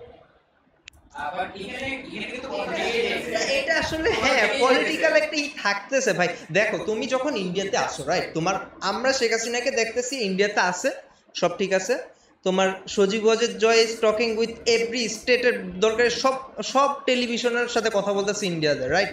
মানে লাইক আমি গতকালে আমি এটা বলতে চাইতেছিলাম বিকজ লাইক আসামের ভাষা আমি বুঝতে পারতেছিলাম না, শেখ সাবেজ জয় নাকি কি জানি একটা নাম ছিল, মানে লাইক আই কুডেন্ট ইভেন মানে লাইক বাংলা লেখা বাংলা সব, বাট আমি মানে উচ্চারণ করতে পারতেছিলাম না, এরকম একটা অবস্থা। মানে লাইক ওদের ওয়ার্ডিং গুলো পুরোপুরি আলাদা আর কি, খুবই আলাদা। এন্ড লাইক হ্যাঁ এইটাই। সো আমি ওদের ভাষা বুঝতেছি না, এই করতে পারছি। যাই হোক, আমার দ্য থিং ইজ দ্যাট মনে করো যে শেখ হাসিনার ছেলে মানে লাইক সজীব ওয়াজেদ জয়, তিনি আর কি মনে করো যে সব স্টেটে ইন্ডিয়ার সাথে কথা বলতেছে, ভাই দেখো এই সেই হইছে, হিন্দুইজম মরতেছে, মাইনরিটি হইতেছে, মানে লাইক তুমি কি এখন তোমার মানে লাইক পলিটিক্যাল জিনিসটা কেমন কি ইউএস থেকে তো মনে হয় রিজেকশনস খাইছে, ইউকে থেকে রিজেকশনস খাইছে, যখন শেখ হাসিনা আসলে ওদিকে যে পাবে না অ্যান্ড তোমার রিজেকশন না, ইউকে থেকে রিজেকশন না, ইউকে আসলে কাউকে যখন পলিটিক্যাল অ্যাসাইলাম দেয় তার আগে একটা ভিসা লাগে। হ্যাঁ সো সামহাউ আসলে তাকে ভিসা রাখতে হয়। হ্যাঁ সো শেখ হাসিনা আসলে ইংল্যান্ডে ভিসা নেয়। আরে এত রাখতে পারতো।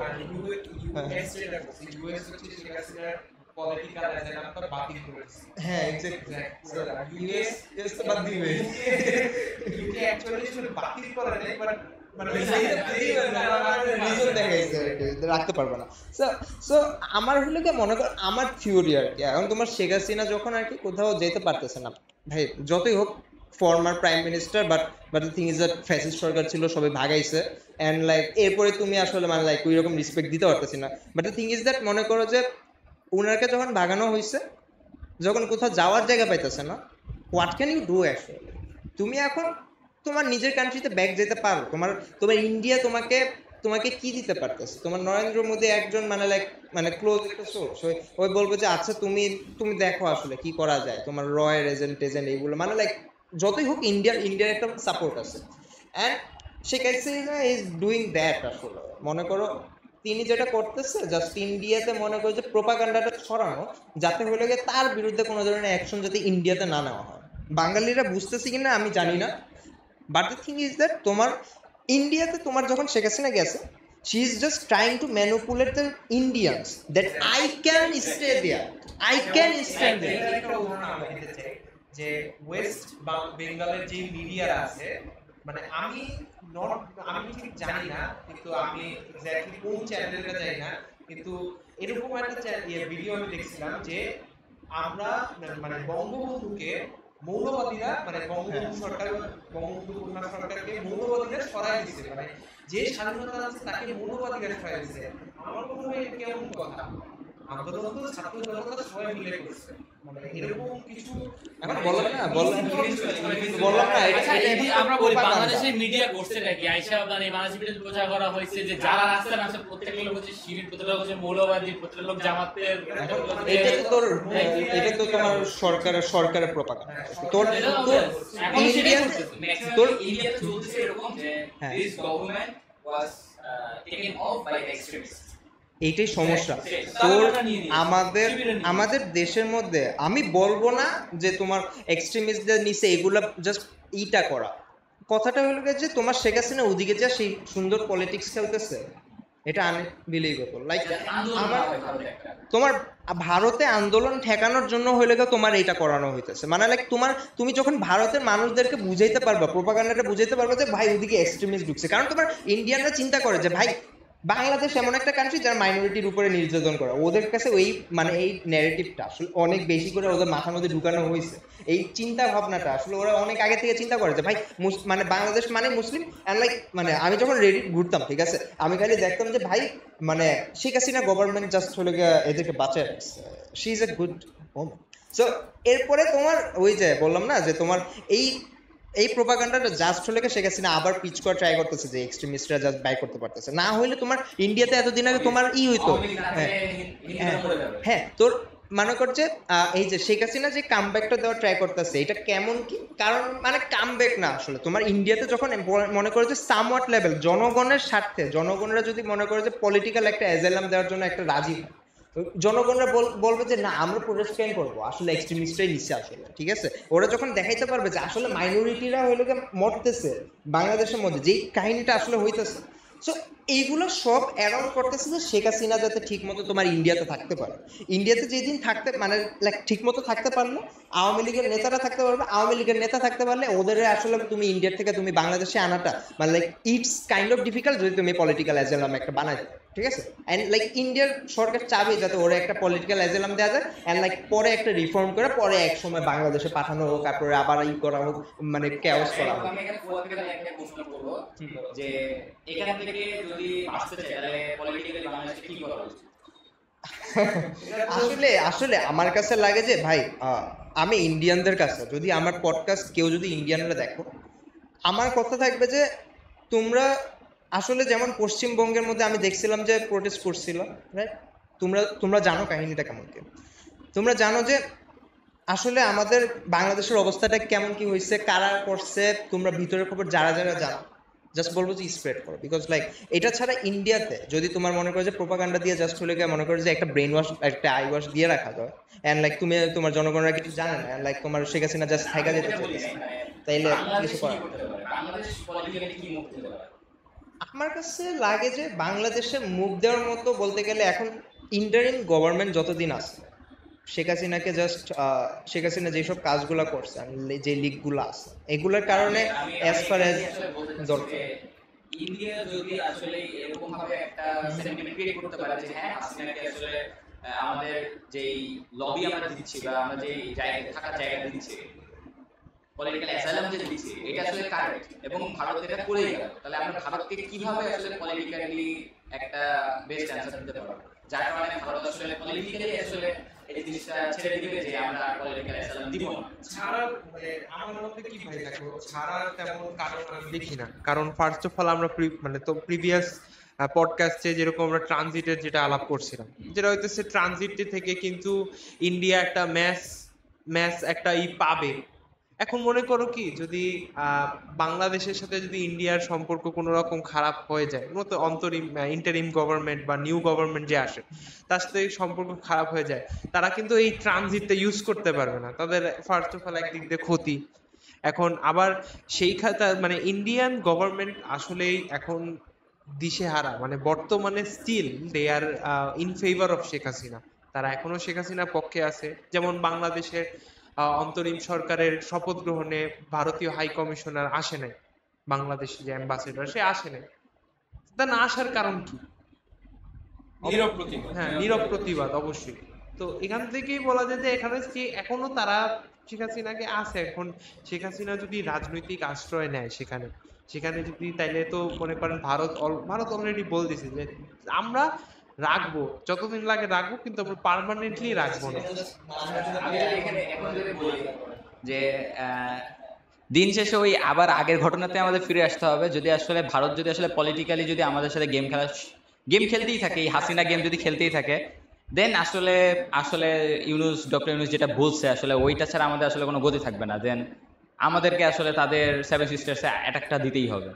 সো ওই অ্যাটাক কিভাবে হবে সেটা আমাদের লুৎফুজ্জামান বাবুর অবশ্য দেখা দিয়েই গেছে যে কি করতে হবে সেটা চায়নাও জানে খুব ভালো করে। চায়না থেকে অস্ত্র আসবে, চট্টগ্রামে ল্যান্ড করবে, সেই ল্যান্ড করা জিনিস 10 ট্রাক ঘুরে চলে যাবে। সো এবার দরকার হলে 100 টাকা পাঠানোর জন্য জনগণ দরকার হলে এক্সট্রা ট্যাক্সও দিবে, কোনো সমস্যা নাই। বাংলাদেশে মানুষ ভলেন্টিয়ারি অনুদান দিবে, দরকার হলে যে 2000 টাকা করে দাও, আমরা সবাই মিলে 2000 করে দিব। যে টিউশনি করে সেও 2000 টাকা দিবে, সবাই টাকা দিবে। টাকা দিয়ে 18 কোটি মানুষ যদি 2000 কোটি টাকাও দেয়, 36,000 কোটি টাকা উঠে যাবে।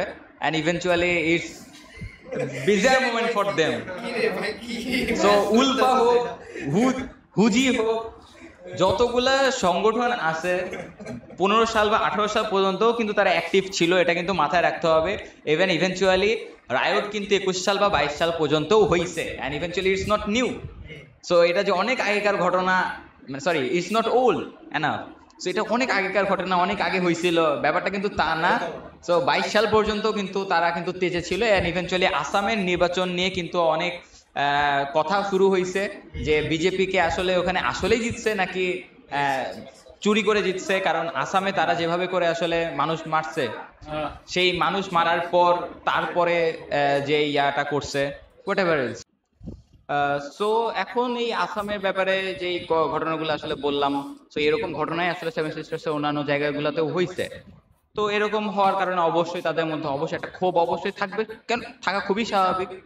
সো এইখানে আসলে বাংলাদেশ যদি কোনো একটা হস্তক্ষেপ করার চেষ্টা করে, কারণ ভারত যদি বাংলাদেশের উপর হস্তক্ষেপ করার চেষ্টা করে, অবশ্যম্ভাবীভাবে এটা বলা যায় সেভেন সিস্টার্সের উপর তারাও একটা হস্তক্ষেপ করবে Bangladesh.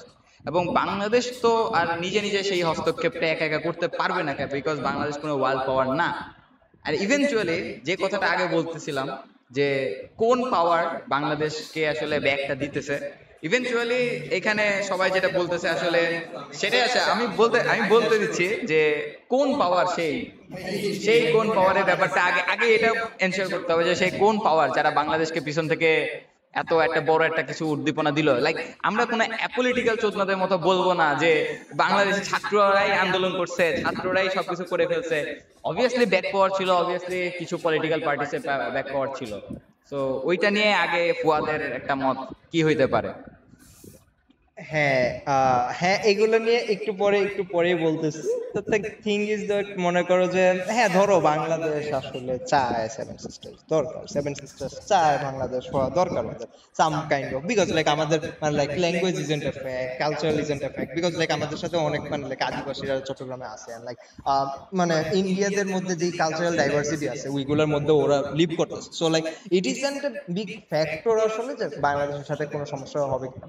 So the main issue is like Bangladesh কি আসলে এরকম বার্ডেন কি নেওয়ার ট্রাই করবে কিনা, বাট লাইক ছোট ছোট মানুষদের এত বেশি মানুষ আছে। অবশ্য আমাদের ল্যান্ড বান্ডটা আসলে খারাপ কিছু না, এটা অবভিয়াসলি একটা ভালো জিনিস। লাইক আমাদের জনসংখ্যা যেরকম একটি ডেনসিটি আছে অনেক বেশি হাই আছে। হ্যাঁ, তারপরে রিসোর্সেস গুলো আর কি বাড়া ট্রাই করবে আর কি। আমার তখন মনে হয় যে রিসোর্সেস গুলো বাড়লে ইটস বেটার আর কি। So the thing is that Bangladesh চাবে, বাট বাংলাদেশ আসলে মানে লাইক বাংলাদেশ এখন ইন্ডিয়ার উপরে তো কথা বলতে পারবে না। এখন দ্য থিং ইজ দ্যাট মানে সেভেন সিস্টার্স যদি চায় তখন হলে কি ওরা যদি রাইট করে, ওরা যদি সাকসেসফুল হয়, তারপরে they can do something like that. মানে এই হলো বিষয়। একটা মজার কথা বলে আজকে, মানে পার্সোনালি 2016 সালে সিলেট গেছিলাম। 2016 সালে সিলেটের যে জিরো পয়েন্ট আছে, তো জায়গাটা খুব সুন্দর। মানে কি বাংলাদেশ থেকে মানে তোমার চোখ যত পাহাড় দেখবা, বাংলাদেশ পরে জাস্ট পাহাড় থেকে শুরু করে সব এরিয়া, মানে এটা খুব আমাদের ওই পুরোটা পাহাড় এরিয়া। আমার ছোট ছোট আমাদের এত খারাপ লাগছে যে একটা পাহাড় জাফলংয়ের ওই পানির ওই অংশটুকু বের পার হইলেই ইন্ডিয়া শুরু। আমার মনে হয় ওই সিলেট নিয়ে মনে হয় এতে একটা ভিডিও করা ছিল, লাইক ওই যে মানে আমাদের পাহাড় হয়তো বা ছিল বা এগুলো আস্তে আস্তে ইন্ডিয়া বর্ডারে চলে গেছে, সামথিং একটা ছিল আর কি, খুবই একটা ছিল, বাট ওই পর্যটন কেন্দ্র আর কি।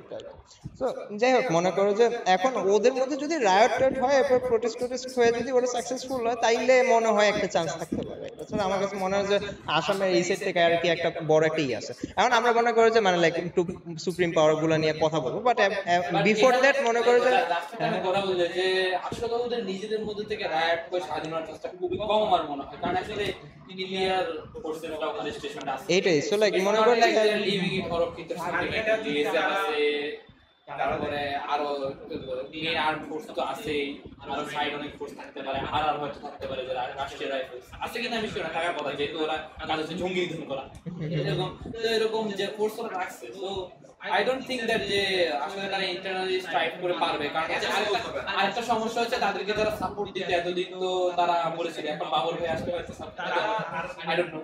যদি মনে করেন তোমার কি যদি ওরা রায়ট করে নিজেদের স্বাধীনতা চায়, আসলে ওদের তখন ওই জায়গাটার মালিকানা মালিকানার উপর একটা ভাগ বসবে। মায়ানমার, চীন, বাংলাদেশ সবাই তিন ভাগে ভাগ হয়ে যাবে। আর কিছু লোক হয়তো চাবে যে স্বতন্ত্রভাবে করতে, বাট ওদের আসলে প্রপার ইনফ্রাস্ট্রাকচার না, ভেরি ডিফিকাল্ট। মানে তোমার দেশে যেখানে প্রপার বিদ্যুৎ ব্যবস্থা লাগবে, স্বাস্থ্য ব্যবস্থা লাগবে। আমরা 1971 ওয়ারের সময় বাংলাদেশে একটা মানে যদি আমরা বলি বাংলা স্বাধীনভাবে থাকার মতো তো ইনফ্রাস্ট্রাকচার ছিল, রেল ছিল, বিদ্যুতের এত চাহিদাও ছিল, হাসপাতাল ছিল, মানে অ্যাট লিস্ট একটা স্টেবল একটা সিচুয়েশন ছিল, একটা দেশ করা যায় এখানে। বাট সেভেন সিস্টার্স যে পরিমাণ পাহাড়, যে পরিমাণ নদ নদী, খাল বিল, জঙ্গল, আর ওদের যে ইনফ্রাস্ট্রাকচার 30 বিলিয়ন জিডিপি, 60টা জায়গা 60টা স্টেট মিলে 30 বিলিয়ন জিডিপি ভাই, এত খারাপ অবস্থানে আসলে মানে তাদের একটা রাষ্ট্রের পক্ষে। কিন্তু একই সাথে আবার কথা রাখতে হবে, ওখানকার ম্যাক্সিমাম মানুষ হলো পাহাড়ি, এবং তারা আসলে আমাদের এরকম সিটি লাইফ চায় না।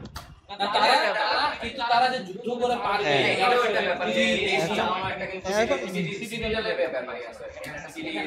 সিভিল একটা ব্যাপার।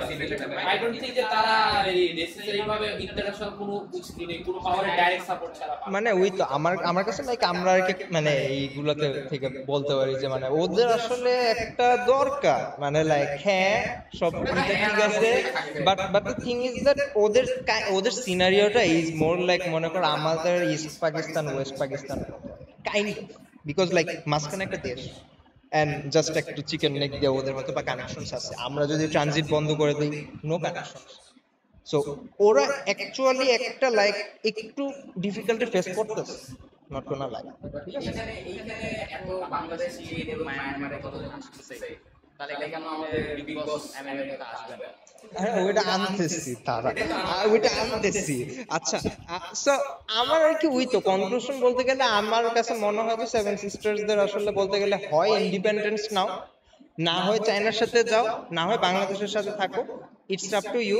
চায়নার সাথে গেলে চায়না এত কিছু দেখে রাখতে পারবে না আসলে, টু বি অনেস্ট। আমার কাছে লাগে যে চায়না এত কিছু মানে লাইক ওদের মানে হ্যাঁ চায়না যদি নেয় ওদের কাছে একটা ই থাকবে যে ভাই আমার নেপাল ভুটান এগুলোর সাথে কানেক্টেড, মানে ওদের সাথে কানেক্টেড অবভিয়াসলি আছে অলরেডি, বাট লাইক মায়ানমারের সাথে কানেকশনটা একটু বড় হবে ইভেন চীন চাইলে আসলে ভুটানকেও নিতে পারতো, লাওসের মতো একটা কান্ট্রিকেও নিতে পারতো, obviously. they have no interest in there. এটাই ভুটান আর লাওসের কথা যদি বলি, এটা আসলে রিসোর্স আর মানে ভুটান তো ছোট একটা দেশ, সব কিছু রিসোর্স ছিল, বাট লাওসের ছিল, বাট তারা লাওসের প্রতি চায় যদি একটা রিসোর্স যদি আমি এমনি পাই, তাহলে আমি কেন আসলে ওই দেশে একটা সামরিক আক্রমণ চালাই? নেপাল নেপাল এর ঘটনাও যদি বলি সেম, যদি আমি পলিটিক্যালি বা ডিপ্লোম্যাটিক্যালি যদি আমার স্বার্থ হাসিল করতে পারি, আমি কেন আসলে উদয় এত সৈন্য সামনে আমার কাছে মনে হয় যে নেপালে একভাবে চীনের পক্ষে ঢোকাটা সম্ভব না, কারণ নেপালে এসে আবার ইন্ডিয়া আছে, মানে দুই পক্ষের মাঝে একটা বাফার স্টেটের মতো সিচুয়েশন। বাফার স্টেটের মতো যেহেতু সিচুয়েশন, তার মানে হচ্ছে যে রেজালি ইন্ডিয়াও এখান থেকে 100% ঢোকা করতে পারবে না, পাওয়ার দিয়ে চায়নাও পারবে না। সো অবভিয়াসলি নেপাল আসলে বলতে গেলে বাংলাদেশের মতো একটা সিচুয়েশন, ওদের মোটামুটি ঠিক আছে। being a smaller state beside a powerful state is worse than being a smaller state between two states. দুই স্টেটের মাঝে থাকাটা সেফ রাদার এক স্টেটের পাশে থাকা।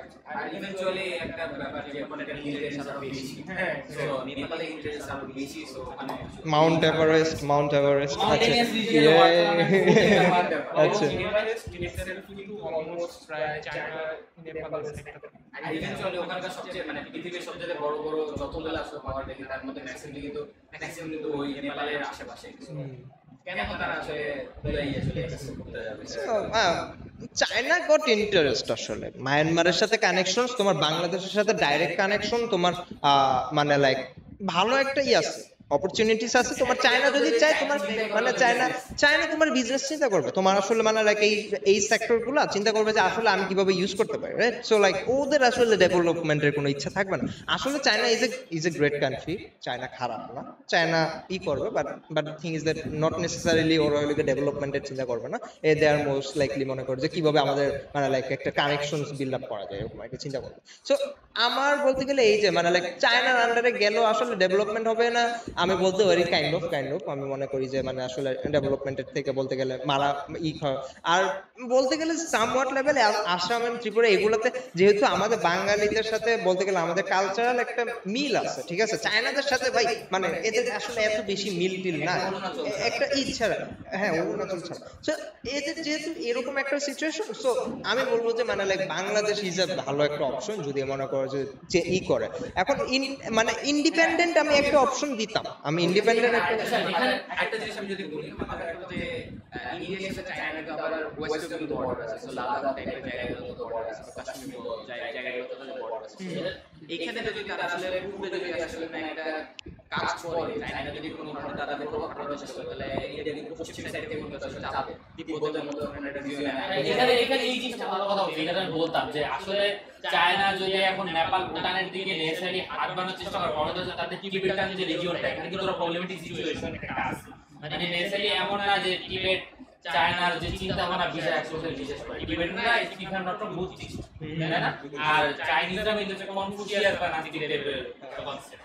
তো আসলে টিবেটান রিজিয়নটা একটু ভয়ানক একটু রিজিয়ন। তো টিবেটানটা হচ্ছে আবার একেবারে সঙ্গে নেপাল বর্ডারের কাছে এলাকা, তো নেপাল ইন্ডিয়া বর্ডার এলাকা। তো একটা ভয়ানক এলাকা ক্রস করে তুমি আবার পাশের একটা দেশ অ্যাটাক করবা, এটা প্রবলেম। যেমন টিবেটে যেসব চাইনিজ মিলিটারি ইউনিটস আছে ওদেরকে সরায় তুমি একবার এখন ঢুকাই দিলে নেপালে, তো পিছনে টিবেটকে দিই বলতে গেলে ভালো একটা অবস্থা।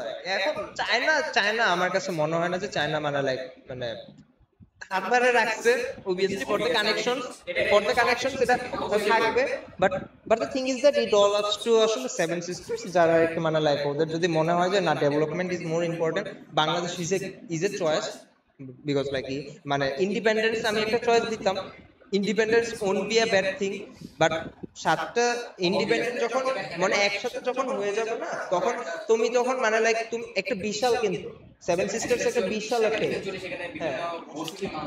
হ্যাঁ ওরা কতটুকু মিল হইতে পারবে কতটুকু কি করতে পারবে কতটুকু মানে রিফর্ম করতে করতে অনেকই প্যারা হবে আসামের রাজধানী যদি কথা বলি বা মেঘালয়ের রাজধানী যদি শিলংয়ের কথা বলি বা আগরতলা এগুলা কি আসলে ঢাকাকে বিট করার মতো ক্ষমতা রাখতেছে কিনা এটাও একটা বড় পয়েন্ট যে আমার রাজধানী যদি ঢাকাকে বিট করতে পারে ঢাকার মতো যদি উন্নত হইতে পারে আমি কি আসলে পারবো কিনা মানে আমি ঢাকাকে উন্নত বলতেছি না ঢাকার চেয়ে বেশি উন্নত কিনা সেটা যদি ফ্যাক্টর না হয় সো এগুলো কিন্তু মানে ম্যাসিভ কিন্তু ফিজিক্স ন্যাচারালি এখানকার একটা বিদ্যুতের ব্যবস্থা থাকতে হবে আনুষঙ্গিক অনেক ব্যবস্থা থাকবে সেই ব্যবস্থা করলে আসলে শিলং বা আমি যদি মানে রাজধানীগুলোর নাম এখন নাই বাট এই অঞ্চলের রাজধানীগুলো কিছু নিতে পারবে না সেটার একটা ব্যবস্থা থাকবে হ্যাঁ আমার কাছে ওই আর কি এখন Bangladesh is a great option যদি মানে লাইক তোমার মনে করো যে দেশ রিফর্ম করার মতো এত বেশি মাথা ব্যথা না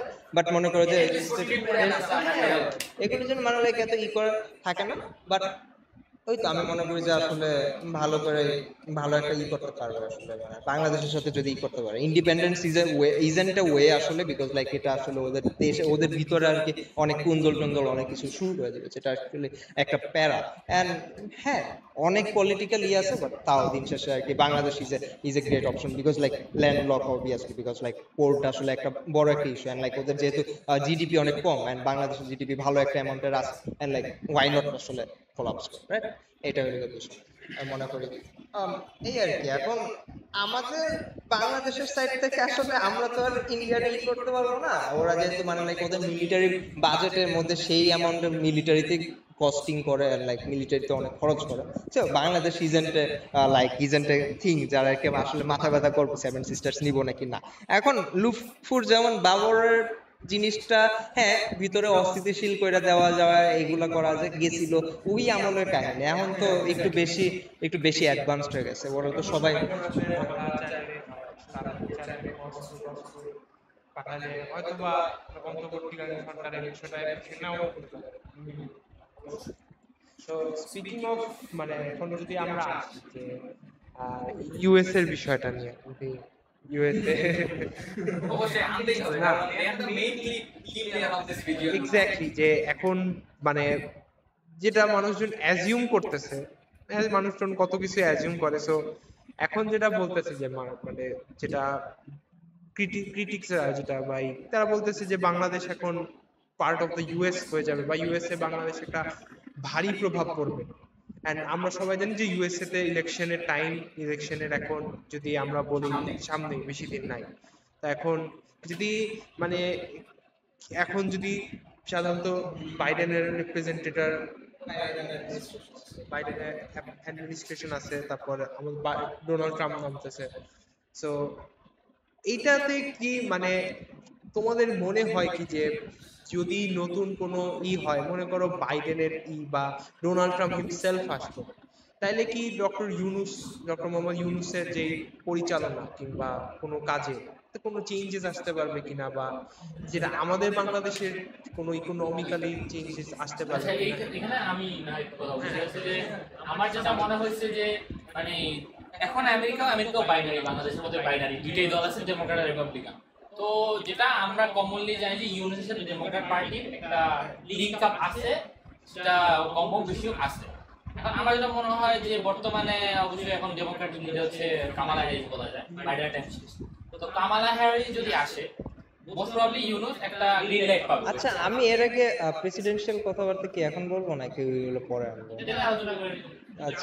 কামালা হ্যারিস যে কামালা হ্যারিস যদি আসে অবভিয়াসলি ইউনুস একটা গ্রিন লাইট পাবে দেশের পক্ষ থেকে এটা বলে আশা করা যায় but as for Donald Trump বা রিপাবলিকান যে পক্ষই আসুক আমার যেটা মনে হয় যে মানে মোস্টলি কিছুই হবে না কারণ হচ্ছে আসলে রিপাবলিকানদের মেন্টালিটি হচ্ছে আমেরিকা কেন্দ্রিক ডেমোক্র্যাটরা যে পরিমাণ পৃথিবী নিয়ে মাতামাতি করে বা মাথা কামায় আমার যেটা মনে হয় রিপাবলিকানরা more or less they care about making America great again. They do not care about the world more than America. They care about the তাদের কাছে পৃথিবীটা হচ্ছে আমেরিকা। তো তা যদি রিপাবলিকানরা আসে, আমি যে ধারণা করি যে ক্যাপিটাল রিপাবলিকানরা আসলে they will not care that much about what happens in Bangladesh. কিন্তু যদি কামালা হ্যারিস আসে তাহলে মোস্ট প্রবাবলি তারা একটা গ্রিন লাইট দিবে বা ইউজ একটা পুশ দেওয়ার চেষ্টা করবে যে না ওকে আপনি থাকেন এইটা তারা won't care that. এটা নিয়ে গতকালে হয়তো বা কথা বলতেছিলাম আর কি। হ্যাঁ পাবলিক সেন্টিমেন্টের কথা যদি জিজ্ঞেস করি, আমরা জানি যে বাইডেনকে যে অ্যাসাসিনেট করার ট্রাই করছিল, ট্রাম্পকে যে অ্যাসাসিনেট করার টার্গেট করছিল, তো এটার পরে ইউএস এর অনেক স্টেটে ট্রাম্পের প্রতি একটা মানে কন্ডোলেন্স বা একটা ওদের প্রতি একটা ভালোবাসা জন্মাইছে যে না আমরা এবার ট্রাম্পকে করতে চাই, যেহেতু ট্রাম্পের একটা হয়েছে।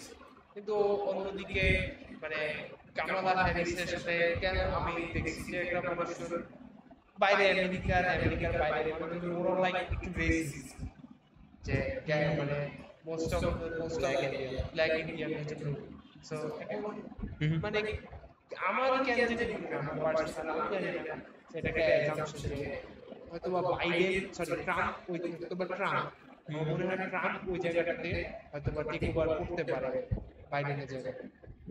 এটা একটা মোশনাল কথা। আমার মনে হয় কেন যে আমেরিকাতে মানে আমেরিকা হচ্ছে পৃথিবীর সবচেয়ে বেশি প্রগ্রেসিভ কান্ট্রি। গত 50 বছর ইতিহাসে ওদের কোনো মহিলা প্রেসিডেন্ট আসে নাই।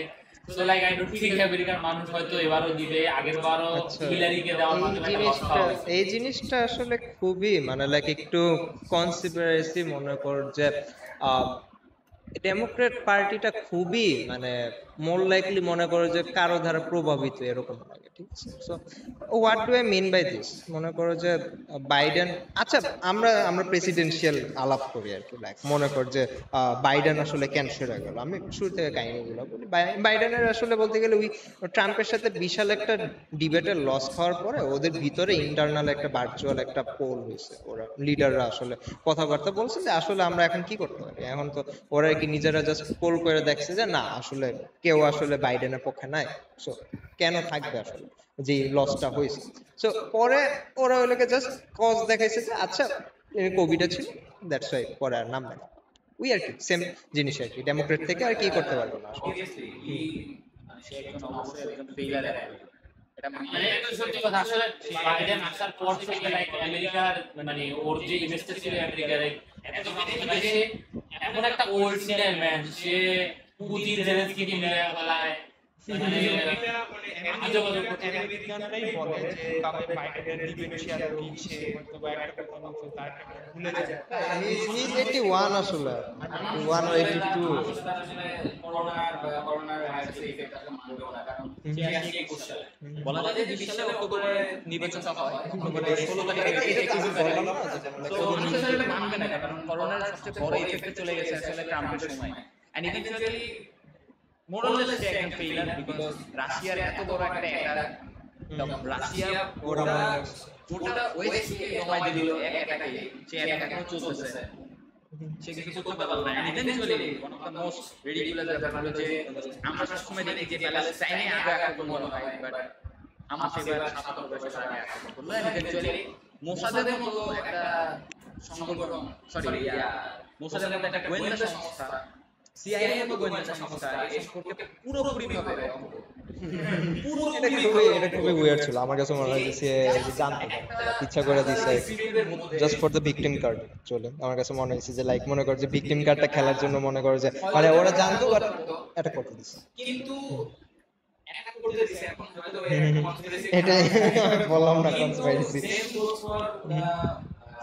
আমি যদি অন্য পাশে আসি, অন্য পাশে লজিকে আসি, তাহলে তারা কেন এমন ভাবে অ্যাটাকটা করতে দিল যাতে তাদের ক্ষতিটা বেশি হয়?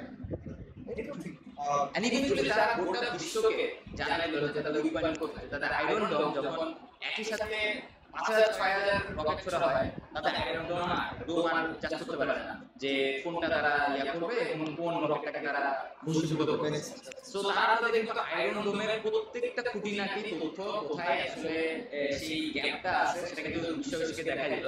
আর ইভেন্চুয়ালি মোসাদ সিআইএ সংগঠন হবে এতটা বাধা হবে না যে আসলে তারা তাদের উইক পয়েন্ট দেখাই দেবে। এটা ঠিক বাট ওই তো মনে করে যে মানে লাইক এটা জিনিসটা ছিল মানে চিন্তার প্রয়োজন ছিল আসলে সিআইএ এবং মোসাদ আসলে এই ব্যাপারে পুরোপুরি অবগত ছিল। বাইডেনের ক্ষমতা থাকাকালে আই ডিডন্ট সি যে ও খুব এক্সেপশনালি গ্রেট কিছু করছে। আমি বলবো না ট্রাম্প থাকতেও হয়েছে, বাট আসলে বাইডেন থাকতে মানে ইউএস কিংবা ওভারঅল ওয়ার্ল্ডে লাভের থেকে ক্ষতিটা বেশি হয়েছে আর কি। সো এই পয়েন্টে বলা যায় যে আসলে মানে বাইডেন এখন একটা মানে ট্রাম্প মানে কামালা হ্যারিস যে আছে, কামালা হ্যারিসকে মানে বাইডেনের ভুলের মাসুল দিতে পারবে কিনা কামালা হ্যারিস, এটা আমরা মানে আমরা তো ইউএস নন ইউএস আমরা বলতে পারি না, আমরা অ্যাটলিস্ট অ্যাচিভ করতে পারি যে না এই জায়গাটা হতে পারে ট্রাম্প দিয়ে আবার টেক ওভার করবে। সো ট্রাম্প যদি টেক ওভার করে ট্রাম্পের জন্য অনেক রকম চ্যালেঞ্জ আসবে সামনে, কারণ one of the biggest thing he would face that is Palestine-Israel war. And eventually he is a transphobic. আচ্ছা কামালার জন্য সবচেয়ে বড় ইস্যু আমার মনে হয় একটা হচ্ছে তার মানে সেক্সি রোটেশন একটা মহিলা, যেটা হচ্ছে এখন বলতে আমেরিকার মানুষ তুমি সেক্সিস্ট হচ্ছ কেন বুঝতেছি না। এত বছরের স্ট্যাটিস্টিক্স থেকে বলতে লাইক এত বছরের স্ট্যাটিস্টিক্সে সবচেয়ে বেশি প্রফেশনালি তারা আর এখন বলতে তারা একটা মহিলা লিডার নাই, এখন বলি লিডারের মতো মহিলাকে তারা পাচ্ছে। she is not তার মূল ফ্যামিলি রুটস কিন্তু আমেরিকান না, আগে বলতো না তার যে মা তার মা ইন্ডিয়ান। আরেকটা হচ্ছে যে সমস্যা হচ্ছে আমেরিকার যে রেড স্টেট গুলি, রেড স্টেট আর ব্লু স্টেট গুলি, রেড গুলি হচ্ছে রিপাবলিকানদের, ব্লু গুলি হচ্ছে সাধারণত যেখানে ডেমোক্র্যাটরা থাকে। রেড স্টেট গুলিতে যেসব মানে হোয়াইট লোকেরা আছে আমাদের বা রেড নেক বলো বা যারাই আছে এদের ভোটটাও কাউন্ট হয়। সমস্যাটা হচ্ছে এই রেড নেক বা নন রেড নেক যেসব রেজিস্টার আছে তাদের ভোটটাও তো ইম্পর্টেন্ট। আচ্ছা সেক্স আর মানে রেসের যে ব্যাপারটার কারণে আমার কাছে লাগছে যে এখন আমি আসলে প্রথমে কনস্পিরেসি না, আসলে আমি আগে বলি আর কি মানে জনগণদের কি অবস্থা। ভাই ট্রাম্পের ওই যে সামিউল অবভিয়াসলি বলছে যে আসলে ট্রাম্প যে শটটা খাইছে পরে একটা মানে লাইক সবার মনের মধ্যেই আসছে। এরপরে ওই টাইমে মনে হয় বাইডেন তখনও পর্যন্ত ক্যাম্পেইনে ছিল, তারপরে হলো যে বাইডেন ফল ডাউন করছে, রাইট? কোভিড ফল ডাউন করছে। সো ওই তো মানে করে ফেলছে এখন মানে লাইক বাইডেন কোনো চান্সই রাখে না, বাইডেন মানে ট্রাম্পের সামনে দাঁড়ায়। হোয়াট দে ক্যান ডু, ডেমোক্রেটের আসলে সিট দরকার, ডেমোক্রেটের কংগ্রেসম্যান দরকার, পার্লামেন্টে অ্যাটলিস্ট একটা ফাইট দরকার। They just put Kamala Harris, কারণ Kamala Harris is like both Indian black. এখন ব্ল্যাকের স্টাফটা আসলে একটা ফ্যাক্ট পড়ে, কারণ লাইক তোমার এরপরে তোমার আমার ট্রাম্প ভাই যেটা করছে আর কি, যে আকামটা করে আসছে ওইটা হলো যে এটা আকাম বলবো না, আসলে ট্রুথই বলছে বলতে গেলে। ওই একটা নিউজ কনফারেন্স দেখছিল কিনা জানি না, ওই যে বলছিল যে ট্রাম্প বলছিল যে আচ্ছা আমি এতদিন হইলাম গিয়ে আমি ভদ্র মহিলারে ভাবতাম যে ইন্ডিয়ান, ঠিক আছে, এখন আমি শুনি যে ওই ব্ল্যাক হয়ে গেছে। এর মানে কি?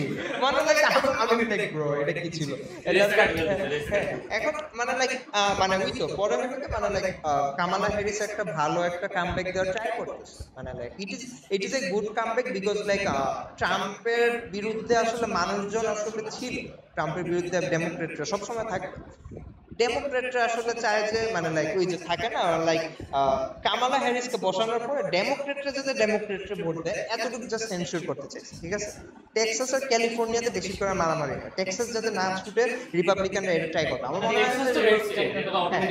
এটা জিতা উচিত আসলে, মানে লাইক এবারও করা উচিত, কারণ গতবার মনে হয় এটা আগে ছুটে গেছিল। সো এটা হলো বিষয়। সো ট্রাম্পের বলতে গেলে এই যে রিপাবলিকানের যে সেক্টরটা এরা একটু ভালো করে বলতে গেলে ট্রাম্পের যে ইটা আছে ক্যাম্পেইনটা চলতেছে এটা ভালো করে চলুক, এন্ড লাইক এরা জাস্ট মানে ডেমোক্রেটের সাথে নাক না গুলে হয়, এন্ড লাইক ডেমোক্রেটের থেকে কামালা হ্যারিস ডুইং গুড, আসলে মানে খারাপ করতেছে না। এখন আমার কাছে এখন ব্ল্যাকের ভোটগুলো আসলে একটা ভালো একটা প্রশ্ন আসলে রাখবো যে আমেরিকান প্রেসিডেন্সি ইলেকশনে one of the most fact সেটা হলো যে এখানে ইসরায়েলি কোম্পানিগুলো বা ইসরায়েলি বিভিন্ন সেক্টরগুলো আসলে কাকে সাপোর্ট করে, এটা একটা কিন্তু ভালো একটা মিনিং রাখে, কারণ বাইডেনের নির্বাচনী খরচে সে কিন্তু ভালো রকম একটা অবদান রাখছে বিভিন্ন ইসরায়েলি সংস্থা। সো একটা ইসরায়েলি সংস্থা কি কখনো চাবে যে একটা বিলিয়নারিকে ক্ষমতায় আনতে রাদার দেন ডেমোক্রেট? আচ্ছা এই এখন আমি আর কি একটু কনস্পাইরেসিতে আসি, ঠিক আছে ভাই বাবা, তোমার এই আমেরিকার প্রেসিডেন্সিয়াল ইলেকশন গুলো, হ্যাঁ funding is a good staff, বড় বড় কোম্পানি। এখন এই জিনিসটা আসলে রাফি যেটাতে আগাইতেছিল ওইটা জিনিসটা হলো গিয়ে তোমার ডেমোক্রেটের যে প্রেসিডেন্ট হোক কিনা ওই পাপেট। হ্যাঁ ও পাবে, কিন্তু যার 100 বিলিয়ন ডলার আছে সে কেন একটা পাবে? এটা রাখি ঠিক আছে, লাইক আমাদের বাইডেন বলো বা কামালা হ্যারিস বলো, none of them are like multi-millionaire, কিছুই না তারা। multi-millionaire হতে পারে কিন্তু ওই কিন্তু multi-millionaire শিওর না। তো যেটা হচ্ছে যে টাকা দিয়ে আসলে অনেক কিছু কন্ট্রোল করা সম্ভব, কিন্তু সমস্যা হচ্ছে যে যেই লোকের টাকার চাহিদা নাই, জানি না টাকা, যেমন আমাদের ট্রাম্পের কথা বলো, তাকে কি তুমি আসলে পাবলিক করে রাখতে পারবা?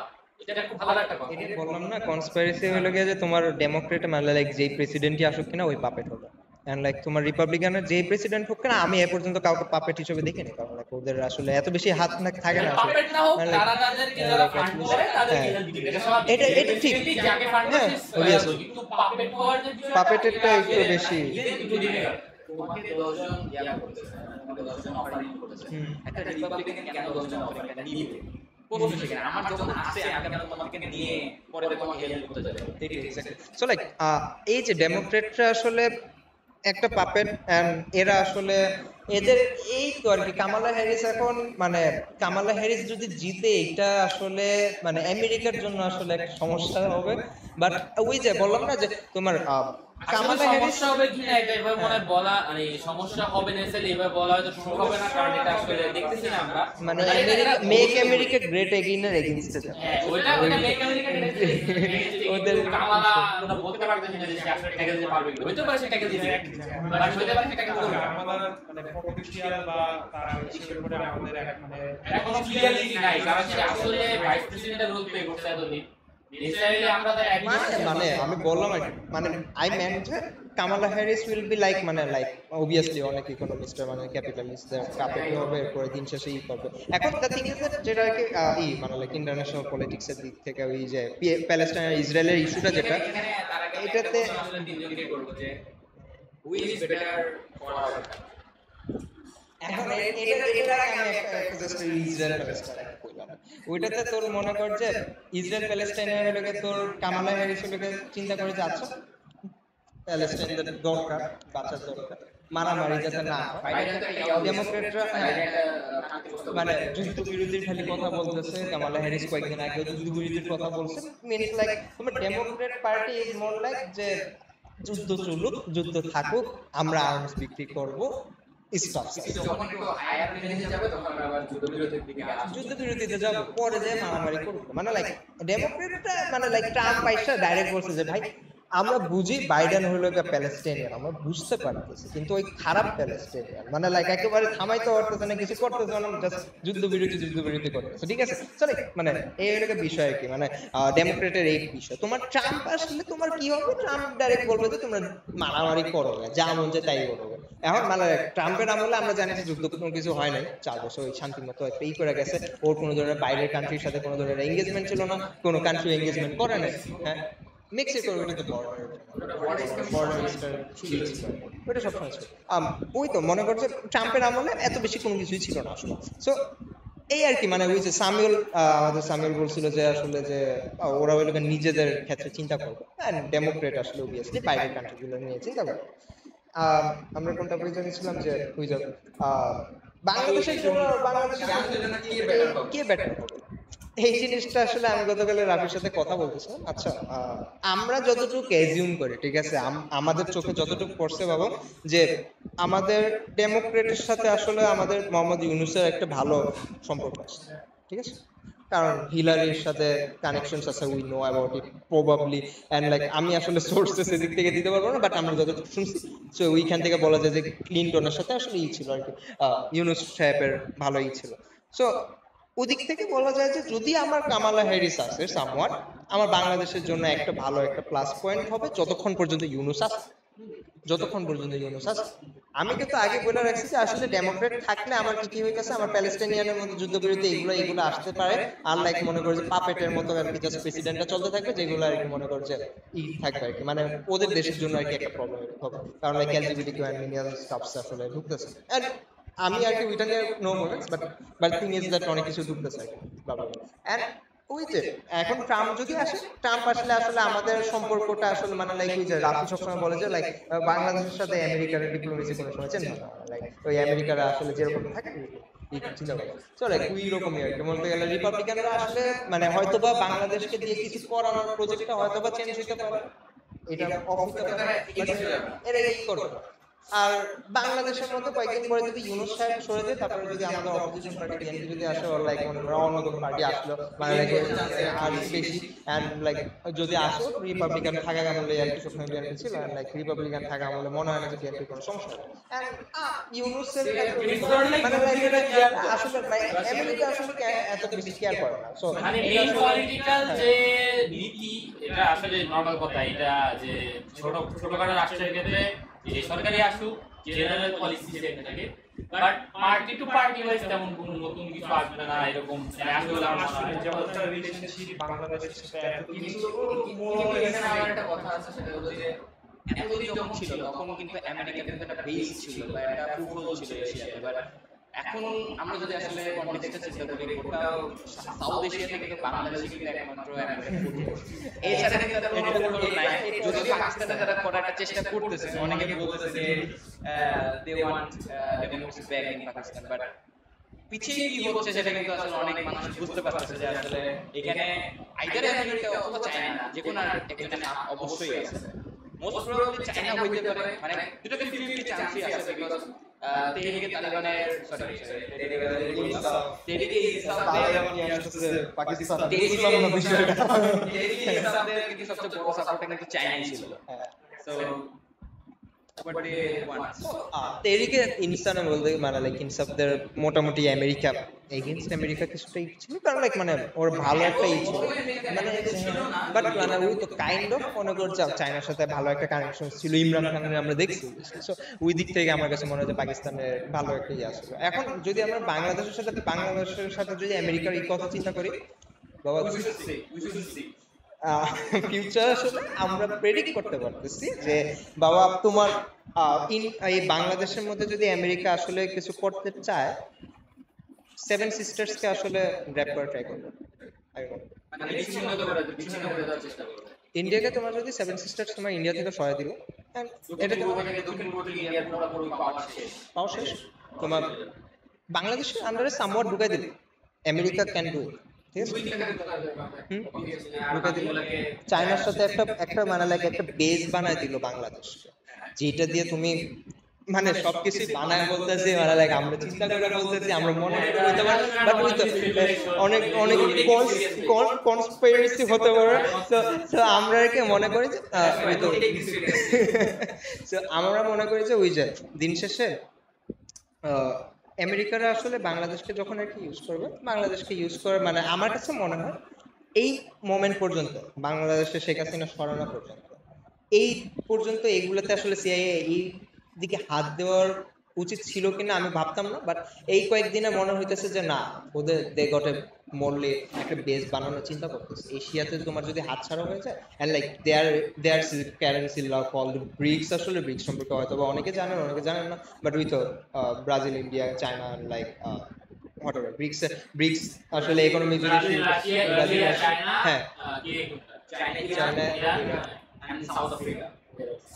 ইরান আছে কোনো জায়গা, ইন্ডিয়া সাউথ আফ্রিকা, হ্যাঁ ইন্ডিয়া একটা পোল হয়ে যেতেছে, ঠিক আছে। এখন আমার কাছে লাগে যে ভাই দেখো, আমার আমেরিকা আসলে প্রেসিডেন্সিয়াল নির্বাচন নিয়ে খুবই পেইন খাইতেছে এই মাঝখানে, এটা এখন ভাই মানে এখন ভাবতেছে না, এটা ভাবতেই পারে। এখন আমার কাছে লাগে যে আচ্ছা সিআইএ বা লাইক মনে করে যে যারা সরকারি আছে অথবা যাদের কাছে মনে হইতেছে it can be grated threat, তারা তো আসলে মানে লাইক ওরা তো সরকারি কাম মানে লাইক কর্মটি ওরা ওরা চিন্তা করবে যে না আমার আসলে আমেরিকার যতটুকু সেফ দেওয়া যায় এর জন্য আর কি অনেক কিছু বানানো তো সিআইএ বা এগুলো হয়তো বা কাজ করতে পারে এখন প্রেসিডেন্ট ক্যাম্পেইনে জাস্ট প্রেসিডেন্ট জাস্ট চিন্তা করছে তো এটা আসলে এত বড় একটা কিছু আমরা তো পাকিস্তানের প্রসঙ্গটা বলছিলাম, তো পাকিস্তানের মূল সমস্যা বা মূল বিষয়টা এখন কি? যে আমরা দেখতে পাচ্ছি যে হঠাৎ করে একটা প্রোটেস্ট। সো পাকিস্তানের যদি কথাটা বলতে হয় আমাকে, পাকিস্তানের কথাটা বললে আমাকে 1 বছর পিছিয়ে যেতে হবে, যেখান থেকে সমস্যাটা শুরু হয়েছিল, যে ইমরান খানকে অ্যারেস্ট করার মাধ্যমে যেই একটা আগুন উঠছিল আর কি। ইমরান খানকে একটা ইউনিভার্সিটি, আল কাদেরিয়া ইউনিভার্সিটির একটা দুর্নীতির জন্য তাকে ধরা হয়েছিল। প্রায় 7,000 পাকিস্তানি রুপি, বাংলাদেশে ধরা যাবে 3,000 বাংলাদেশি টাকা, এই হিসাবে তাকে অ্যারেস্ট করা হয়েছিল। সো এই অ্যারেস্টের পরে যখন সে অ্যারেস্টের পর যখন নির্বাচনী প্রচারণায় আসলো, আমরা দেখলাম যে তাকে অ্যাসাসিনেট করার ট্রাই করলো, অ্যাসাসিনেট করা, তার পায়ে গুলি করা হলো। তো এই অ্যাসাসিনেশনের পর আসলে আবার তাকে যখন জেলে নিয়ে গেল, তখন ইমরান খান অ্যাকিউজ করছে কিছু মানুষের উপর, যে ইমরান খান অ্যাকিউজ করছে যে না, একটা এজেন্সি আছে, এজেন্সিটার নাম আমার এখন মনে পড়তেছে না, সো এদের উপর ডাইরেক্ট অ্যাজিউম করছে যে না, ওরা আমাকে অ্যাসাসিনেট করার ট্রাই করছে। পরে যখন এই আপকামিং ফেব্রুয়ারিতে যখন ইসলামী পার্টি আসলো, শাহবাজ শরীফ তখন আসছে, তখন আবার রিসেন্ট যে ইনসিডেন্টটা তুমি যদি নিউজে দেখো, সাপোজ ইন্ডিয়ান টাইমস বা তো এখানে দেখা যাচ্ছে যে পিওকে, যেটা পাকিস্তানি অকুপেশন অফ কাশ্মীর, যেটা এটা নিয়ে ভারতীয় মিনিস্টার অমিত শাহ বলছে যে আমরা অবশ্যই এটাকে নিয়ে, এটা আমাদের পিওকে যেটা, সেটা হচ্ছে তারা বলছে যে এটা আমাদেরকে জোর করে নিয়ে নিছে অংশটা, পিওকে যেটা। এখন এইটা একটা বড় সমস্যা। আমরা জানি কাশ্মীরের আর্টিকেল 304 এর সমস্যা অনেক দিন ধরে চলতেছে। এখন রিসেন্ট যেটা সমস্যা সেটা হইতেছে যেই শাহবাজ শরীফ আছে এর বিরুদ্ধে প্রোটেস্ট উঠছে। কারণ আমরা জানি যে শাহবাজ শরীফ অনেকদিন পর একটা রিপাবলিক বা গণতান্ত্রিক ভাবে আসছে, কিন্তু এইখানে আবার হইতেছে যেটা সমস্যা সেটা হচ্ছে মিলিটেন্ট, কারণ পাকিস্তানি সামরিক প্রভাব অনেক বেশি। হ্যাঁ, কিন্তু এখন যে স্টুডেন্টসরা যে রাইট শুরু করছে, এটা আসলে কোন দিকে মোড় নেয়, কারণ ইন্টারন্যাশনাল মিডিয়া এখনো এটাকে ওভাবে রেকগনাইজ করে না যে স্টুডেন্টসরা একটা মুভমেন্ট নিছে। মোর অর লেস ইন্ডিয়ান মিডিয়া থেকে, পাকিস্তানি মিডিয়া থেকে যেটা জানা গেছে যে এটা একটা ইন্টারনাল মুভমেন্ট, যেটা মনে করো কি স্টুডেন্টসদের থেকে যে পাকিস্তানি পার্টি, যেটা ইসলামিক পাকিস্তানি পার্টি, পাকিস্তানি বিএনপির মতো একটা অপোজিশন আছে, ছাত্র দল। জনতারা এখনো নামে নাই, সেটাই আমাদের দেশটা বলতে পারে, আমাদের দেশে কিন্তু বিএনপি ছাত্র দল আছে এরকম, আমাদের দেশের প্রেক্ষাপটটা কিন্তু একটু ভিন্ন। আমাদের দেশে আসলে র্যান্ডমলি যেটা আমরা সবসময় বলছিলাম যে আমরা কোনো দল নির্বিশেষে নামতেছি, আমরা কোনো দলের আন্ডারে। কারণ যদি কেউ ইন্ডিভিজুয়ালি বাংলাদেশে যারা করছে এটা তাদের বিষয়, কিন্তু নান অফ আস, আমাদের সমন্বয় বা আমরা কিন্তু কোনো দলীয় কোনো টপ নচ দলীয় লোকজন ছিল না। কিন্তু পাকিস্তানের যদি ক্ষেত্রটা দেখি, পাকিস্তানে কিন্তু তেহরিকে ইনসাফ বা আওয়ামী মুসলিম লীগ যেটা আছে, তো তারা এখন হইতেছে মুসলিম পার্টির এগেইনস্টে লাগছে। আবার উপর দিয়ে ইন্ডিয়ার অমিত শাহের মন্তব্যে আবার কিন্তু পাকিস্তানি প্রাইম মিনিস্টার বলছে এটা তো অবশ্যই আমাদের জায়গা, এটা আমাদের কালচার, সবকিছু মিলায় এটা আমাদের জায়গা। এখানে একটা পাকিস্তানের একটা ইন্টারনাল কনফ্লিক্ট জন্ম হয়েছে। আমরা বলবো না যে এখন হয়েছে, কারণ পাকিস্তানের অবস্থা এমনিতেই আগের থেকে খারাপ। গত বছরের মেতে যে হিসাব ছিল সেটা হচ্ছে 36% ইনফ্লেশন পাকিস্তানের।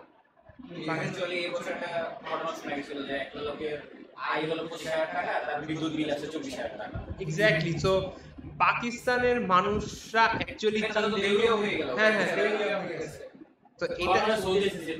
আমি জানি না এখন, আমি এটা বলতে পারবো তো এখানে তো বলা যায় যে এখানে আসলে পাকিস্তানের যে বিষয়টা ইন্টারনাল 3টা সমস্যা চলতেছে, সেটা হচ্ছে ইমরান খানকে ছাড়ানোর একটা আন্দোলন, তারপরে এই মুসলিম মুসলিম লীগের এগেইনস্ট একটা আন্দোলন, যেটা মানে যেটা আমরা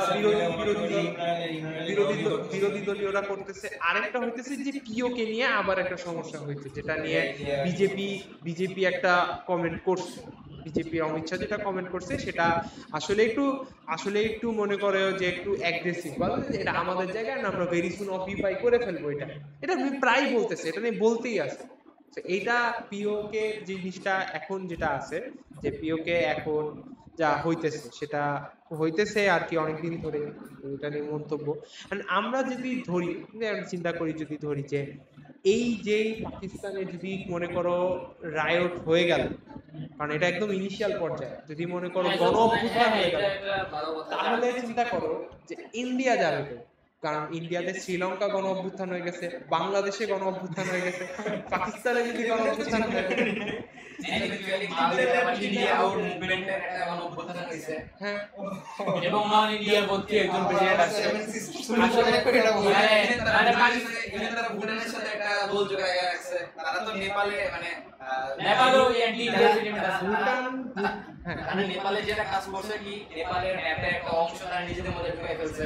তো নেপাল আবার ভারতের একটা অংশ নেপালের মানুষের ঢুকে ফেলছে। ভুটান আর নেপালের কথা যদি চিন্তা করি, ভুটান আর নেপাল তো তাও ওরা যদি অভ্যুত্থান করতে পারে তাহলে ওরা কিন্তু ভাই তাও তো ভাই লাস্ট 14 বছর নাকি 16 বার সরকার চেঞ্জ হয়েছে।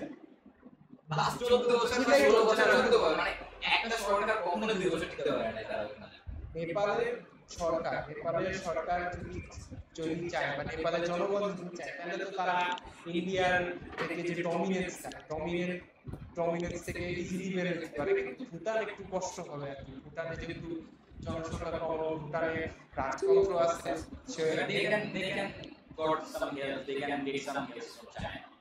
এটা চায়নার সাথে তখন আমি চিন্তা করতেছি যে তখন আসলে ইন্ডিয়া আসলে ভালো একটা চাপ পড়বে, কারণ all of his surrounding, all of his কি রে ভাই, ইন্ডিয়ার হাসিনা পালায় যাওয়ার পর থেকে সব এগেইনস্টে চলে দিতেছে গা ভাই। এখন তো হাসিনা মানে তাও সামওয়াট এখন একটা সিনারি হইব ভাই। তবে হ্যাঁ, আসলে বাংলাদেশের আন্দোলনের সফলতার পরে পাকিস্তানের লোকের একটা জোশ পাইছে। মানে যদিও এটা সত্যি যে ওদের আন্দোলনের ধরনটা একটু ডিফারেন্ট, সেটা হচ্ছে কারণ বিরোধী দল করতে এখানে ওরাও বলতে গেলে ওই যে ছাত্র ইউনিয়ন আমাদের যেমন বাইর হয় না একটু পরপর, যে ফ্যাসিস্ট সরকারের আন্দোলন এরকম কিছু, মানে ওইটা ছিল না, ওদেরও সেম মানে লাইক সেম ভাবেই করতেছে চলতেছিল। মানে লাইক ওদের আন্দোলনটা যা আমি বুঝি যে সিনিয়র টাইপের মানে শক্তিশালী বিরোধী দলীয় লোকেরা করতেছিল, মানে বিরোধী দলীয় লোকেরাই করতেছিল। বাট এখানে বিরোধী দলীয় লোকেরা করে নাই, করছে হচ্ছে ডিএসএফ টাইপের কিছু র্যান্ডম লোকেরা, যারা নেজারি কোনো শক্তিশালী বিরোধী দল র্যান্ডমলি উঠেছে, র্যান্ডমলি আন্দোলন করে ছাত্র জনতা নামা করে দিচ্ছে। এখন বাংলাদেশের এই ঘটনা পরে হয়তো তারা জোশ পাবে যে এবার আসো, আমরা মানুষকে ডাক্তার থেকে এক পর্যায়ে হয়তো নরমাল ছাত্র জনতা নেমে যাবে, আর তখন আসলে এইবারের পাকিস্তানের ইলেকশনের মধ্যে ইন্ডিপেন্ডেন্ট টি সবচেয়ে বেশি সিট পেয়েছিল, এরপরে হলো গিয়া ওই যে মুসলিম লীগ যেটা নেওয়াজের আর কি, নেওয়াজের যেটা শাহবাজ শরীফ হলো গিয়া ওইটা প্রেসিডেন্ট, মানে নেওয়াজের ভাই আর কি। সো এই আর কি মনে করো যে পাকিস্তানের মধ্যে একটা সিচুয়েশন যেটা আর কি কয়েকদিন আগে আমাদের যেরকম ইলেকশন হয়েছিল স্বতন্ত্র বেশি, আওয়ামী লীগ একা নির্বাচন করছে, same scenario. So same scenario থেকে এখন পাকিস্তানের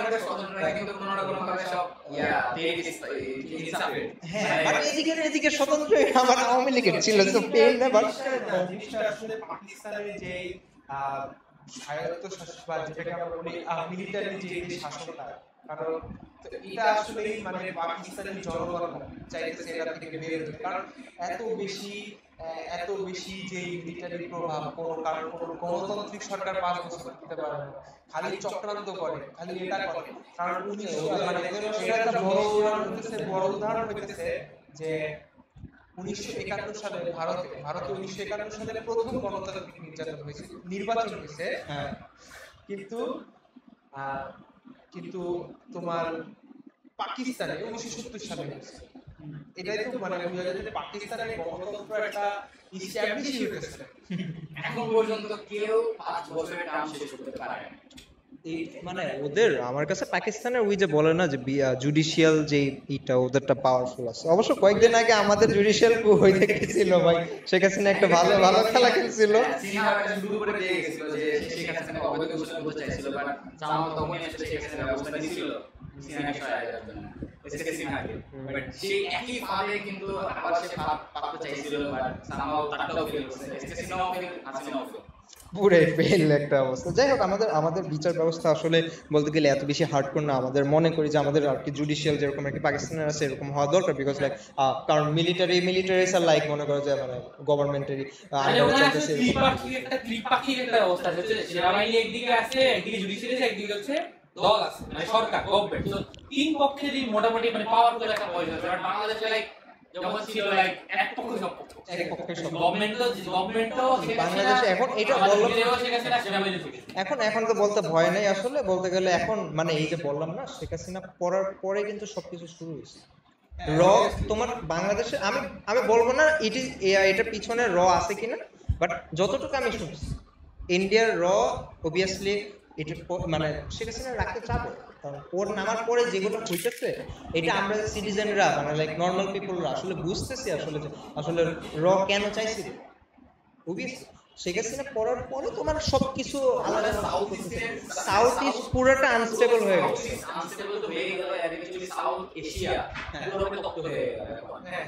সাউথ এশিয়া পুরোটা হয়ে গেছে তোমার এখন। ইন্ডিয়া আসলে ধার পাইতেছে, ইন্ডিয়া এখন মানে ইন্ডিয়া বুঝছে যে আসলে আমার প্রতিবেশী দেশগুলা আনপ্রেডিক্টেবল মুভ নিতেছে।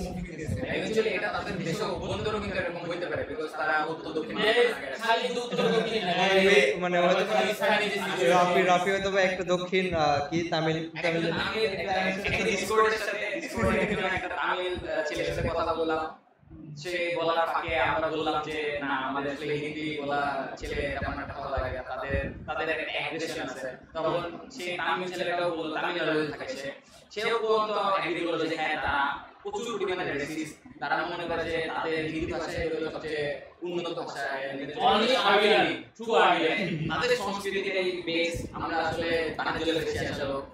সো তারা দিচ্ছে এবং ফিলিংসে তারাও রাখছে যে আমাদের এখন আসলেই একটা সময় আসছে যে এই সাপ্রেশন থেকে একটা কিক আউট করা। সো এই কিক আউট যে শেষ পর্যন্ত দক্ষিণ ভারতে অ্যাকচুয়ালি উই নো যে কিছুদিন আগে মুখ্যমন্ত্রী নির্বাচনে কিন্তু গোটা মুখ্যমন্ত্রীর পদ থেকে বিজেপি শেষ। সাউথ ইন্ডিয়ায় দরজা বন্ধ হয়ে গেছে। একটা নিউজ হয়েছিল এই কোথায় জানো, আনন্দবাজারে যে দক্ষিণের দরজা বন্ধ হয়ে গেল বিজেপি। ইটস মোর লাইক যে এখন আসলে ভারত আনবে ভিতরে দিয়ে এমন না, মানে সেটা হচ্ছে মাঝে। তবে আমার যেটা মনে হয় যে লাইক হয়তো পরবর্তী টার্মে বিজেপি ক্ষমতা আসতে পারবে। যারা ভারতের পতন দেখতে চায়, যারা আমাদের মতো ভারতের পতন আমরা ভারতের পতন এমন কেন করতেছে, মোদি জিকে চায়, কারণ মোদি যতদিন থাকবে ততদিন পর্যন্ত ভারতের এই কনফ্লিক্টগুলো থাকবে ইনশাআল্লাহ। আরে ভাই দিন শেষে ওই তো মনে করো যে দক্ষিণাঞ্চলে আসলে ইন্ডিয়ার একটা মানে এই অবস্থা আছে বললো আর কি রাফি, এন্ড ওদের অবভিয়াসলি সংস্কৃতি অনেকই আছে, এন্ড সেভেন সিস্টার্স এর আছে। তো ইন্ডিয়া আসলে একটা ভালো একটা চাপের মধ্যে আছে, এন্ড আমি মনে করি যে আসলে সেভেন সিস্টার্স যেই দিন আর কি যদি সামওয়াট লেভেল আমেরিকা মানে এই মানে আমাদেরকে আসলে যে সুপ্রিম পাওয়ারটা ছিল এইটা যদি মনে করি যে যদি মাথা নাড়াচাড়া দেয় এরা সেভেন সিস্টার দখল করুক আর লাইক এইগুলা করুক, কেন এইগুলা করার মানে এই সেক্টরটা যদি সামওয়াট লেভেলে আনতে পারে তাইলে মনে হয় ইন্ডিয়া একটা ভালো একটা পেইন খাবে। এই হলো বিষয়। এন্ড হ্যাঁ আমাদের আসলে আর এত বেশি কিছু বলার নাই বলতে গেলে। ইন্ডিয়া ইস্যু, বাংলাদেশ ইস্যু মোটামুটি আমরা যতটুকু পারি ক্লিয়ার আপ করার ট্রাই করছি, আমেরিকার ইস্যু বলার ট্রাই করছি, প্রেসিডেন্সিয়াল নির্বাচন নিয়েও বলছি। এখন ট্রাম্প যদি জিতলো মনে করি জিতা উচিত আসলে, বাট কামালা হ্যারিস আসলে একটা করতেছে আর কি, কামব্যাক দিতেছে। এন্ড বলা যায় না আসলে আমেরিকাতেও কতটুকু নির্বাচন কেমন কি হয়, লাইক যেহেতু বললাম না পাপেট আছে, লাইক ক্যাপিটালিস্ট ওয়ার্ল্ড এটা, সো যে কোনো টাইমেই ভোট একটা ওরা হলো অবভিয়াসলি যে কোনো টাইমে ভোট একটা রিগ করে দিলে, মানে ভোট রিগ বলবো না বাট সামওয়াট লেভেল ভোটের মধ্যে কিছু করে দিলে আর কি ডেমোক্রেট এসে পড়ার চান্স আছে। সো দেখা যাক আর কি এটা কি হয়। অ্যান্ড এই আর কি আমরা বলবো যে আচ্ছা আরেকটা টপিক একটা ছিল যে ইসরায়েলের বিষয়টা। এখন ইসরায়েলের বিষয়টা এত মেজর না, বাট থিং ইজ দ্যাট এটা আসলে ওদের ইন্টারনাল ইস্যুস হয়ে গেছে, ঠিক আছে। সো আমি যদি বলি আর কি বলতে গেলে ইসরায়েলের ইস্যুস যে তোরা জানিস কিনা জানি না, বাট ওদের ওদিকে প্যালেস্টাইনিয়ান যাদেরকে রাখছে আর কি, এটা জেলের নাম ভুলে গেছে, এসডি তানবিব অর সামথিং, ওদের একটা প্রিজনের মধ্যে হলো যে আসলে যা যে প্যালেস্টাইনিয়ানস ছিল ওদের তারপরে রেপ করা হয়েছে এন্ড লাইক রেপ করার পরে সেনারা তো ছিল, এখন এটা আর কি ভাইরাল হয়েছে আসলে, মানে লাইক ওদের ইন্টারনাল কান্ট্রিতে ভাইরাল হয়েছে, অ্যাব্রোডে ভাইরাল হয়েছে। ইউএন এর সিকিউরিটিজ কাউন্সিল যারা আর কি নিষ্পাপ থাকে এরা বলতেছে যে ভাই এইগুলা কেমন অ্যাগ্রেশন, লাইক মানে এরা হলো গিয়া ওই ডেমোক্রেটিক সাপোর্টে না, মানে এরা বলতেছে যুদ্ধ বিরোধীতে যান, আপনারা এত মারামারি কেন করতেছেন, ব্লা ব্লা ব্লা ব্লা স্টপ সাসা, মানে এরা চুপচাপই থাকে, এর নিয়ে কথা বলে লাভ নেই। সো ওই যে বললাম না যে তোমার ইসরায়েলরা এটা করছে না, এটা করার পরে আসলে যেটা আর কি মেইনলি ইস্যু ইসরায়েলের ভিতরে প্রোটেস্ট করতেছে, এটা একটা বিষয়। এটা ওয়েস্টার্ন মিডিয়া অনেকটাই চাপা দেয়া আছে। ওয়েস্টার্ন মিডিয়া ভালো একটা চাপা দিয়ে আছে, এটা আসলে মুখ দিয়ে কেউ বলে না, বাট ওই যে বললাম না যে ইসরায়েলের হলে গিয়ে যে তোমার এই ইস্যুটা, এটা ইস্যু নিয়ে মনে করো যে আমি দেখছি যে বিশাল প্রোটেস্ট হয়েছে, বিশাল প্রোটেস্ট হওয়ার পর ওরা জেলের সামনে যায়, ওরা বলতেছে ভাই আমাদের রেপ করতে দেন আপনারা যেহেতু করছেন, like the thing is like that, মানে I am not saying like ওরা হয়তো প্রোটেস্টের ভাষাটা এরকম যে ভাই করছেন কেন, বা লাইক এরকম ই করার সাহস হয়েছে কেন, বা এই হলো বিষয়। And the biggest thing is that ওরা কথা বলছে যে ভাই ওদের যে মেইন মানে প্রিজনারদের মেইন বলবো নাকি পুলিশদের হেড বলবো, লাইক সামওয়াট লেভেলের হেডের একজন ছিল, উনি বলছে যে ওরা এটা ডিজার্ভ করে। বুঝতেছো জিনিসগুলো কোন দিকে যাইতেছে, মানে লাইক প্যালেস্টাইনিয়ানরা যেটা করছে ওরা এটা ডিজার্ভ করে, মানে তাদের সাথে চাপ করা হয়েছে প্যালেস্টাইনের সাথে রেপ করা হয়েছে না, এটাকে জাস্টিফাই করতেছে এই হেড, এই হলো মানে লাইক অবস্থা। সো ওয়েস্টার্ন মিডিয়া অবভিয়াসলি এগুলো আর কি আনা ট্রাই করবে না, অ্যান্ড বড় একটাই করবে না, বাট ওদের ভিতরে ইন্টারনাল একটা কনফ্লিক্ট হয়েছে এটা নিয়ে, অ্যান্ড লাইক কনফ্লিক্টটা আসলে মেজর ছিল না, বাট মানে ওদের বলতে গেলে ওদের নিজস্ব মিলিটারিরা পর্যন্ত হলে গিয়ে মানে লাইক আমাদের দেশে তো আমরা মুভমেন্ট করছি ভাই, পুলিশ আর আর্মি সবাই হলে এগেনস্টে ছিল সাম কাইন্ড অফ, ওরা মানে লাইক ওরা মানে লাইক পিছনে অর্ডার মাইনে ছিল, ওদের মিলিটারিরা যখন আর কি মানে এগুলো কাজগুলো করছে না, ওরা আর কি মাস্ক পরে মিলিটারির জামাটা পরে ওরা হলে প্রোটেস্টে নামছে, মানে লাইক এরকম একটা বিষয়।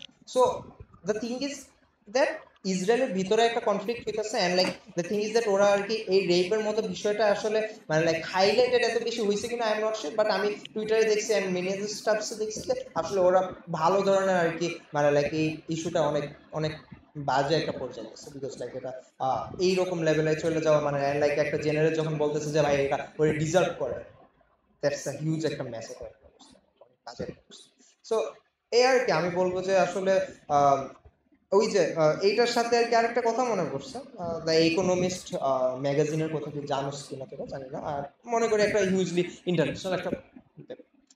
সো আমাদের গণভবনের যে পিকচারটা ছিল যে আমরা বাংলাদেশটা যখন করছি 5 আগস্ট গণভবনের উপরে মানে একটা ছেলে হলে প্যালেস্টাইনের পতাকা কিন্তু রাখছে, ঠিক আছে, প্যালেস্টাইনের পতাকাটা গণভবনে মানে লাইক শো করে রাখছে না, ইকোনমিস্টরা হইল গিয়ে যে ওই প্যালেস্টাইনের পতাকাটা পর্যন্ত রেজ করে তারপরে ওরা কভার ফটো দিচ্ছে, মানে লাইক ম্যাগাজিনের কভার দিচ্ছে, বুঝতে পারছিস।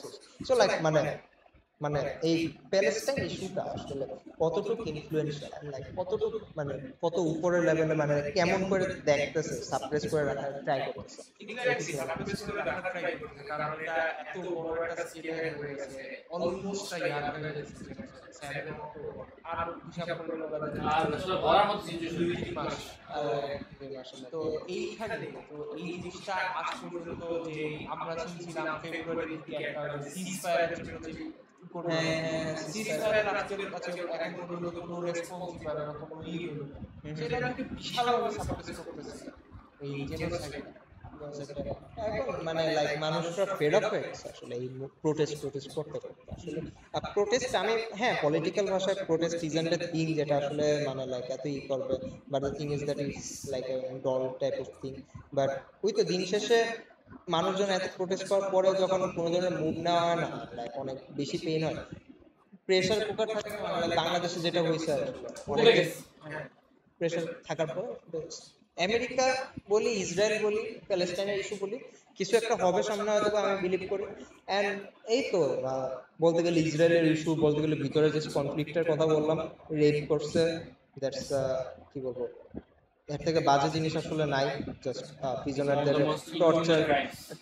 টর্চার সেলের মধ্যে নিয়ে মানে এরকম বলতেছে যে টর্চার সেলে নিয়ে এইটা জাস্ট আমাদের একটা করার মতো যেটা আর কি সংবিধানে নাই বা এরকম স্টাফ যে টর্চার সেলে যা মন চায় তাই করো যায় না তো এই আর কি বিষয়গুলো খুবই একটা বাজে একটা সিচুয়েশনে চলে গেছে আসলে প্যালেস্টাইনিয়ানদের উপরে যেটা করা হয়েছে আমরা তো আসলে বাংলাদেশ কয়েকদিন আগে স্বাধীন হয়েছে এখন আমরা আসলে প্যালেস্টাইন নিয়ে কিছু করতে পারবো কিনা আমরা জানি না যতটুকু পারি জাস্ট মোরাল সাপোর্ট দেওয়া